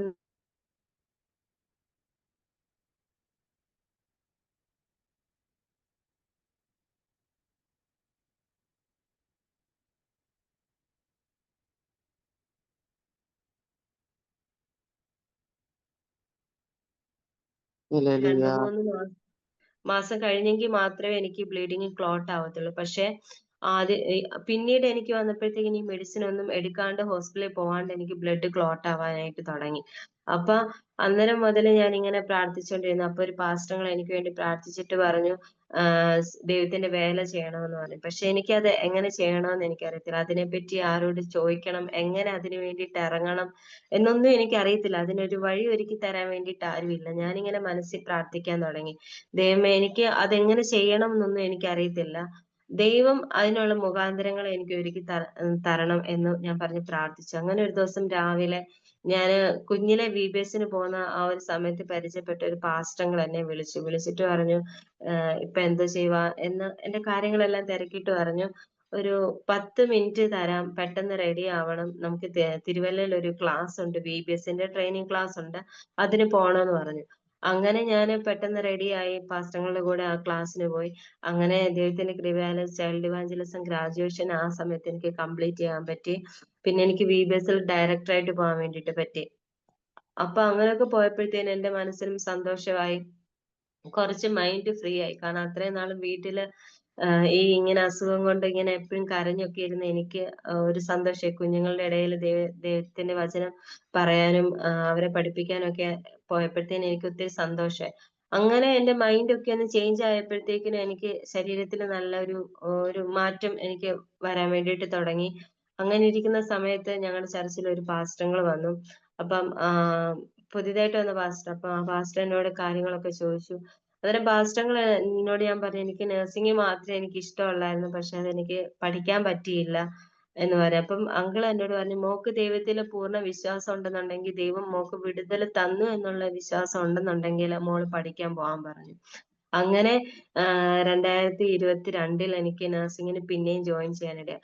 എന്റെ ജീവിതത്തിൽ ഞാൻ ഒരിക്കലും പ്രതീക്ഷിച്ചില്ല ഇനി ഒരു വട്ടം കൂടി എനിക്ക് നഴ്സിംഗ് പഠിക്കാൻ പറ്റുമെന്ന് ഞാൻ വിചാരിച്ചിട്ടില്ല. അപ്പൊ ഞാൻ നേരത്തെ പഠിക്കാൻ പോയെടുത്ത എന്റെ റെക്കോർഡ് ബുക്കും ഒക്കെ ഞാൻ ഇടയ്ക്ക് ഇങ്ങനെ എടുത്തു വെച്ച് നോക്കും. നോക്കിയിട്ട് ഞാൻ ഇങ്ങനെ പ്രാർത്ഥിക്കും, ദൈവമേ എനിക്ക് ഒത്തിരി ഇഷ്ടപ്പെട്ട് ഞാൻ പോയത്. എനിക്ക് ഭയങ്കര ഇഷ്ടമാണ് നഴ്സിംഗ്. എന്തുവാന്ന് എനിക്കറിയത്തില്ല. കുഞ്ഞിലെ മുതൽ ഈ നഴ്സുമാരും, ഞങ്ങൾ ഈ ബോംബെന്ന് വന്ന് നാട്ടിൽ വന്നു കഴിഞ്ഞപ്പോഴത്തേക്കിന് എല്ലാവർക്കും ഞങ്ങളോട് ഒരു ദേഷ്യം, എന്റെ അപ്പയോടുള്ള ദേഷ്യം, അത് ആ ദേഷ്യം കാണിക്കുന്നത് എല്ലാവരും എന്നോടും അമ്മയോടും. പപ്പ കള്ളു കുടിക്കുന്ന എന്റെ പപ്പയുടെ വീട്ടുകാരോടുള്ള ദേഷ്യം അമ്മയുടെ ഫാമിലി ഒക്കെ കാണിക്കുന്നത് ഞങ്ങളോടായിരുന്നു. അപ്പൊ ഇങ്ങനെ കുഞ്ഞിലെ മുതൽ എല്ലായിടത്തും നിന്ന് ഒറ്റപ്പെടലും, ഇങ്ങനെ ആരും സ്നേഹിക്കാനില്ല, ആ ഒരു ചെറു പ്രായത്തിൽ തന്നെ എല്ലാവരും ഇങ്ങനെ അവഗണിക്കുമ്പോ എനിക്ക് ഭയങ്കര വിഷമായിരുന്നു. അപ്പം ആ ഒരു സമയത്ത് ഈ ഹോസ്പിറ്റലിൽ പോയി ഞാൻ അഡ്മിറ്റ് ആയി കിടക്കുമ്പോ അവിടുത്തെ നഴ്സസ്, ഡോക്ടേഴ്സ് എന്നോട് ഭയങ്കര സ്നേഹത്തോടെ നല്ല കെയറിങ്ങും കാര്യങ്ങളൊക്കെ ചെയ്യുമ്പോ എന്റെ വിചാരം ഈ ലോകത്തിൽ സ്നേഹിക്കാൻ അറിയാവുന്നത് ഡോക്ടേഴ്സിനും നഴ്സസിനും മാത്രമേ ഉള്ളൂ എന്നൊരു ചിന്തയായിരുന്നു എനിക്ക്. അവര് മാത്രമേ നല്ലതായിട്ട് സ്നേഹിക്കത്തുള്ളൂ. അപ്പം അതേപോലെ എനിക്കും ആവണമെന്നുള്ള ഒരു ആഗ്രഹമാണ് എന്നെ ഈ നഴ്സിംഗിലോട്ട് കൊണ്ടുവന്നത്. അപ്പൊ നേഴ്സുമാരും ഡോക്ടർമാരും മാത്രമേ മറ്റുള്ളവരെ സ്നേഹിക്കത്തുള്ളൂ എന്നൊരു ചിന്തയായിരുന്നു എനിക്ക്. അപ്പൊ അങ്ങനെ ഈ കുഞ്ഞിലെ മുതൽ നഴ്സിംഗ് എനിക്ക് ഭയങ്കര ഇഷ്ടമായിരുന്നു. അങ്ങനെ ദൈവത്തിന്റെ കൃപയാല് അപ്പൊ എനിക്ക് ഒരിക്കലും ഇനി ഒരു വട്ടം പോലും എനിക്ക് നഴ്സിംഗ് എടുക്കാൻ പറ്റത്തില്ല, പഠിക്കാൻ പറ്റത്തില്ല എന്ന് വിചാരിച്ചു. കാരണം ഫീസ് ഒക്കെ കൂടി. അന്ന് പഠിക്കുന്നതിനേക്കാളും ഫീസ് എല്ലാം കൂടി. അപ്പം അഡ്മിഷന് തന്നെ 1,00,000 രൂപയൊക്കെ ആവുന്നുണ്ട്. അപ്പൊ ഒരിക്കലും അതെനിക്ക് സ്വപ്നം പോലും കാണാൻ പറ്റത്തില്ല. അങ്ങനെ ഇരിക്കുന്ന ഞങ്ങളുടെ കയ്യിൽ ഒരു 10 രൂപ പോലും ഇല്ലാത്ത സമയത്താണ് ഞങ്ങള് ബാംഗ്ലൂർ പോയി നഴ്സിംഗ് കോളേജ് നോക്കുകയും അതിനുള്ള അഡ്മിഷൻ എടുക്കുകയും കാര്യങ്ങളെല്ലാം ദൈവം ഇടയാക്കി. ഇപ്പൊ ദൈവത്തിന്റെ കൃപയാല് ഞാനിപ്പോ തേർഡ് ഇയർ പഠിച്ചുകൊണ്ടിരിക്കുന്നു. ഇത്രത്തോളം ദൈവം ഞങ്ങളെ കൊണ്ടുവന്നു. അപ്പം ദൈവസന്നിധിയിൽ നമ്മള് എങ്ങനെ ദൈവത്തെ വിശ്വസിക്കുന്നോ അതനുസരിച്ചായിരിക്കും ദൈവം നമുക്ക് വേണ്ടി പ്രവർത്തിക്കുന്നത്. ഒരിക്കലും ഞാനും എന്റെ അമ്മയും ഈ യേശുവിനെ അറിഞ്ഞില്ലായിരുന്നുണ്ടെങ്കിൽ ഞങ്ങൾ ഇന്ന് ഈ ഭൂമിയിൽ കാണത്തില്ല. പലപ്പോഴും പല സാഹചര്യത്തിൽ അമ്മ എന്നോട് പറയാറുണ്ട്, രമ്യേ, ഈ യേശുവിനെ അറിഞ്ഞില്ലായിരുന്നുണ്ടെങ്കിൽ ഒരു എന്തെങ്കിലും വിഷം കഴിച്ചോ ഒരു തുണ്ട് കയറയിലോ തൂങ്ങി അപ്പോഴേ ഞാൻ മരിച്ചേനെ. കാരണം ജീവിക്കാൻ വേണ്ടിയിട്ട് എനിക്ക് നാളെ ഒരു പ്രതീക്ഷ തരാൻ ഈ ഭൂമിയിൽ എനിക്കൊന്നുമില്ല. പക്ഷെ നിത്യത, ആ ഒരു കാര്യം മനസ്സിലാക്കിയപ്പോ മരിച്ചു കഴിഞ്ഞ് നമുക്കൊരു ജീവനുണ്ട്, ഒരു നിത്യത ദൈവം നമുക്ക് വേണ്ടി കരുതിയിട്ടുണ്ട്. ആ ഒരു പ്രത്യാശ വെച്ചാണ് ഞാനും അമ്മയും മുന്നോട്ട് പോകുന്നത്. കാരണം ഭൂമിയിൽ ഞങ്ങൾക്ക് ആശ്രയിപ്പാനോ ഞങ്ങൾക്ക് ഒന്നുമില്ല. പക്ഷെ മരിച്ചു കഴിഞ്ഞും ഇനിയും കഷ്ടത നരകത്തിൽ പോയി കിടന്ന് അനുഭവിക്കുന്നത് അത് വലിയൊരു ബുദ്ധിമുട്ടല്ലേ. ഭൂമിയിലായിരിക്കുമ്പോഴും കഷ്ടത, പിന്നെ മരിച്ചു കഴിഞ്ഞുകൂടി കഷ്ടത അനുഭവിക്കണ്ടായല്ലോ. ആ ഒരു സമയത്ത് ദൈവസന്നിധിയിൽ പോയി നമുക്ക് സന്തോഷിക്കാമല്ലോ. നമുക്ക് യേശുപ്പച്ചന്റെ കൂടെ ഇരിക്കാമല്ലോ. ആ ഒരു സന്തോഷമാണ് അമ്മ പറയും, പലപ്പോഴും പറയും. അത് ഓർത്തിട്ട് മാത്രമാണ് ഞാൻ വിഷമൊന്നും കഴിക്കാതിരിക്കുന്നത്. അല്ലെങ്കിൽ ഞാൻ എപ്പോഴേ ഈ ഭൂമിയിൽ നിന്ന് പോയനേന്ന് പറയും. ആ ഒരു നിത്യത, നമ്മുടെ ആത്മീയ ജീവൻ, അതിനെപ്പറ്റി നമ്മൾ മനസ്സിലാക്കി കഴിയുമ്പോൾ നമ്മുടെ ജീവിതത്തിൽ എന്ത് പ്രതികൂലം വന്നാലും നമുക്ക് പിടിച്ചു നിൽക്കാൻ വേണ്ടിയിട്ട് പറ്റും. ആ ദൈവസ്നേഹം നമ്മുടെ ഉള്ളിലോട്ട് വന്നു കഴിയുമ്പോഴത്തേക്കിന് എന്ത് എന്ത് നമ്മുടെ ജീവിതത്തിൽ വന്നാലും അതിനെ ഫേസ് ചെയ്യാൻ, അതിനെ ഓവർകം ചെയ്യാൻ വേണ്ടിയിട്ട് ദൈവം നമ്മളെ സഹായിക്കും. ബൈബിളിൽ ഇങ്ങനെ ഒരു വാക്യമുണ്ടല്ലേ, നിന്നാൽ ഞാൻ പടക്കൂട്ടത്തിന് നേരെ പാഞ്ഞു ചെല്ലും, എന്റെ ദൈവത്താൽ ഞാൻ മതിൽ ചാടി കടക്കും. നമുക്ക് മാനുഷികമായിട്ടുള്ള നിലയിൽ നമ്മുടെ കഴിവ് കൊണ്ടോ നമ്മുടെ ബുദ്ധി കൊണ്ടോ നമ്മുടെ പണം കൊണ്ടോ ഒന്നും നമുക്ക് ചെയ്യാൻ പറ്റത്തില്ല. ദൈവത്തിന്റെ കൃപയാൽ ഞങ്ങൾക്ക് ഭൂമിയിൽ ഭവനമില്ലായിരുന്നു, ഞങ്ങൾക്ക് ഒന്നും ഇല്ലായിരുന്നു. പക്ഷെ അതെല്ലാം ദൈവം ഞങ്ങൾക്ക് തിരിച്ചു തന്നു. ഞങ്ങൾക്ക് ഒരു നല്ലൊരു ഭവനവും സ്ഥലവും കാര്യങ്ങളെല്ലാം ദൈവം ഞങ്ങൾക്ക് വേണ്ടി തന്നു. ഒന്നും ഞങ്ങൾ അങ്ങോട്ട് തേടിപ്പോയതല്ല.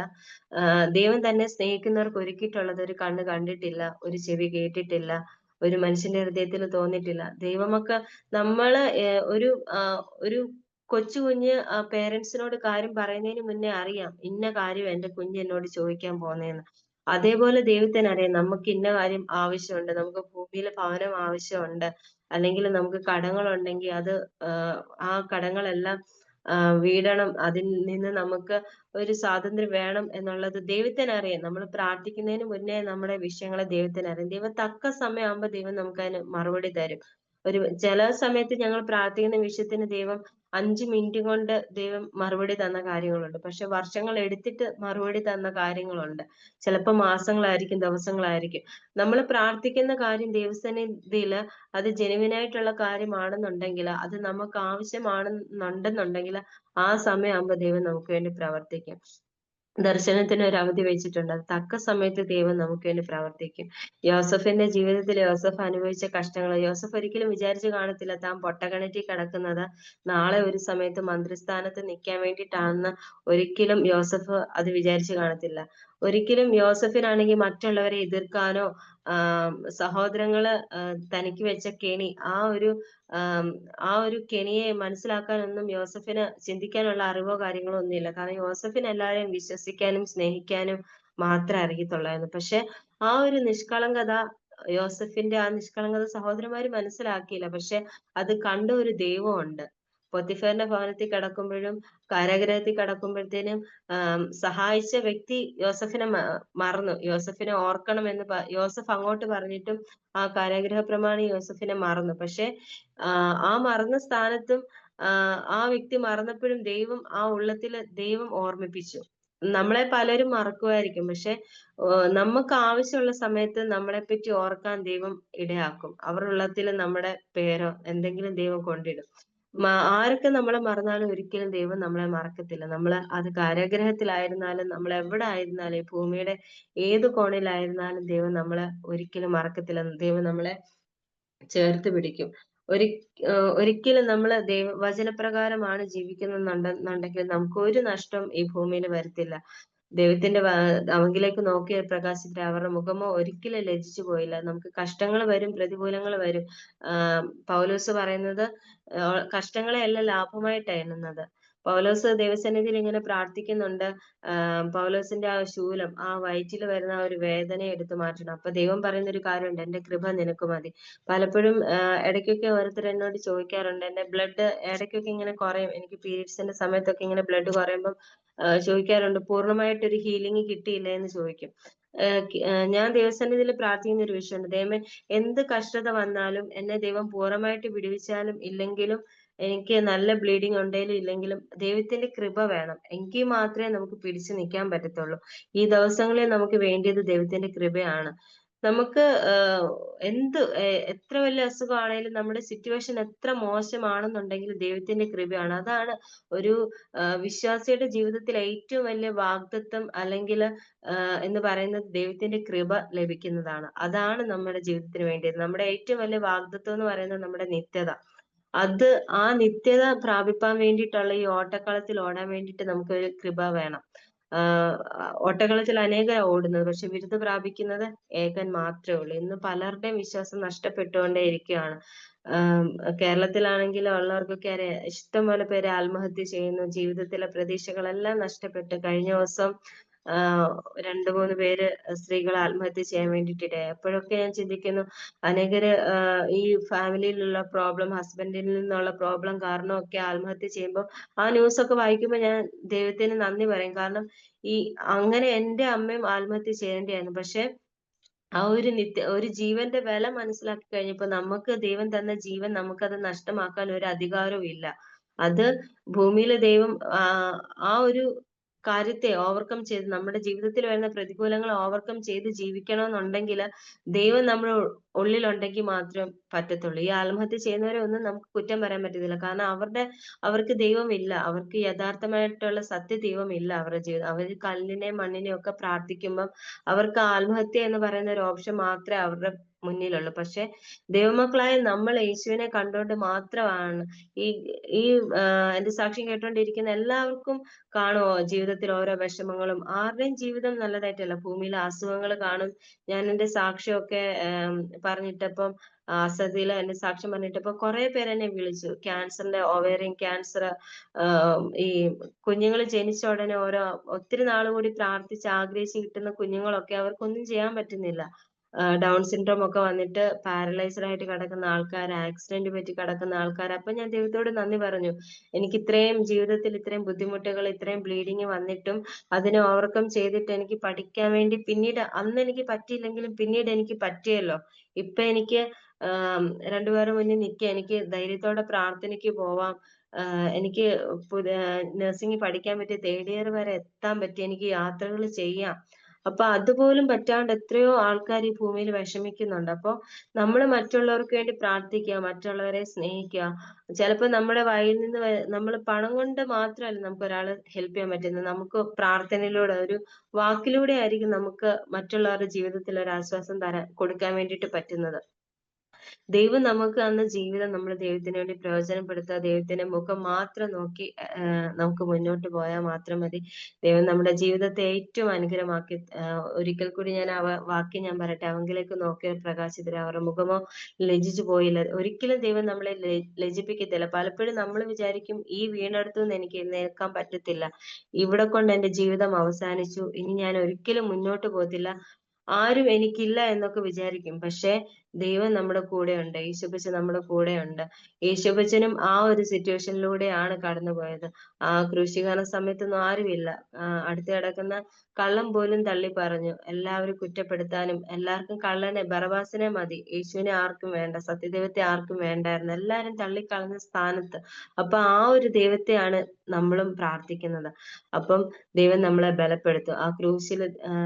ആ ക്രൂശിലേക്ക് നോക്കി നമുക്ക് യാത്ര ചെയ്യാം. ഞാൻ എപ്പോഴും എന്റെ അമ്മയോട് ഇങ്ങനെ പറയും, അമ്മ എനിക്ക് 2 ബ്ലഡ് ഉള്ളെങ്കിലും ദൈവം എന്നെ ജീവിപ്പിക്കും. കാരണം യേശുക്രിസ്ത്യൻ ക്രൂശില് അവസാന തുള്ളി രക്തം വേണ്ടി നമുക്ക് ഊറ്റി തന്നു. ആ യേശുക്രിസ്ത്യൻ ഇന്ന് ഉയർത്തെഴുന്നേറ്റ് നമുക്ക് ജീവിക്കുന്നുണ്ടെന്നുണ്ടെങ്കിൽ 2 ബ്ലഡിലും യേശുക്രിസ്ത്യൻ നമ്മളെ ജീവിപ്പിക്കും എന്നുള്ള ആ ഒരു ഉറപ്പ് എനിക്ക് തീർച്ചയായിട്ടും ഉണ്ട്. ഇത്രത്തോളം ദൈവം ഞങ്ങളെ നടത്തി. അനേക ദൈവമക്കളുടെ പ്രാർത്ഥനയാണ് ദൈവം ഞങ്ങളെ ഇത്രത്തോളം കൊണ്ടുവന്നത്. ദൈവസ്നേഹം, ദൈവത്തിന്റെ കരുതലൊക്കെ ഞങ്ങളുടെ കൂടെ ഇരുന്നു. ഇന്ന് രാവിലെയും ഈ ഒരു പ്രഭാതത്തിലും എനിക്ക് ദൈവം തന്ന സാക്ഷ്യം നിങ്ങളോട് ഷെയർ ചെയ്യുവാൻ ദൈവം ഒരുക്കി തന്ന നല്ല അവസരത്തിന് ഞാൻ ഒത്തിരി നന്ദി പറയുന്നു. ഇങ്ങനെ മീറ്റിംഗിലേക്ക് ഇൻവൈറ്റ് ചെയ്ത സന്ധ്യാന്റിക്ക് ഒരു വട്ടം കൂടി എന്റെ നന്ദി അറിയിക്കുന്നു. ഇത്രയും നേരം എന്റെ സാക്ഷ്യം കേട്ടോണ്ടിരുന്ന എല്ലാവരും ദൈവം ബലപ്പെടുത്തട്ടെ. എല്ലാവരുടെ അവസ്ഥകളും കാര്യങ്ങളും ഒന്നും അറിയുന്നില്ല, ദൈവം അറിയുന്നുണ്ട്. എല്ലാവരുടെ ഹൃദയങ്ങളെ ദൈവം അറിയുന്നുണ്ട്.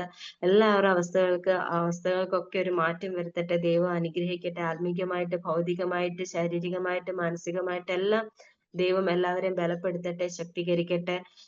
ഈ ഭൂമിയിൽ താമസിക്കുമ്പോൾ നമുക്ക് വരുന്ന കഷ്ടങ്ങളെ, പ്രതികൂലങ്ങളെ എല്ലാം ഓവർകം ചെയ്യുവാൻ, അതിജീവിക്കാൻ ദൈവം നമ്മളെ എല്ലാവരെയും ഒരുപോലെ ബലപ്പെടുത്തട്ടെ എന്ന് പറഞ്ഞുകൊണ്ട് എന്റെ സാക്ഷ്യത്തിൽ നിന്നിരുന്നോളുന്നു. Thank you.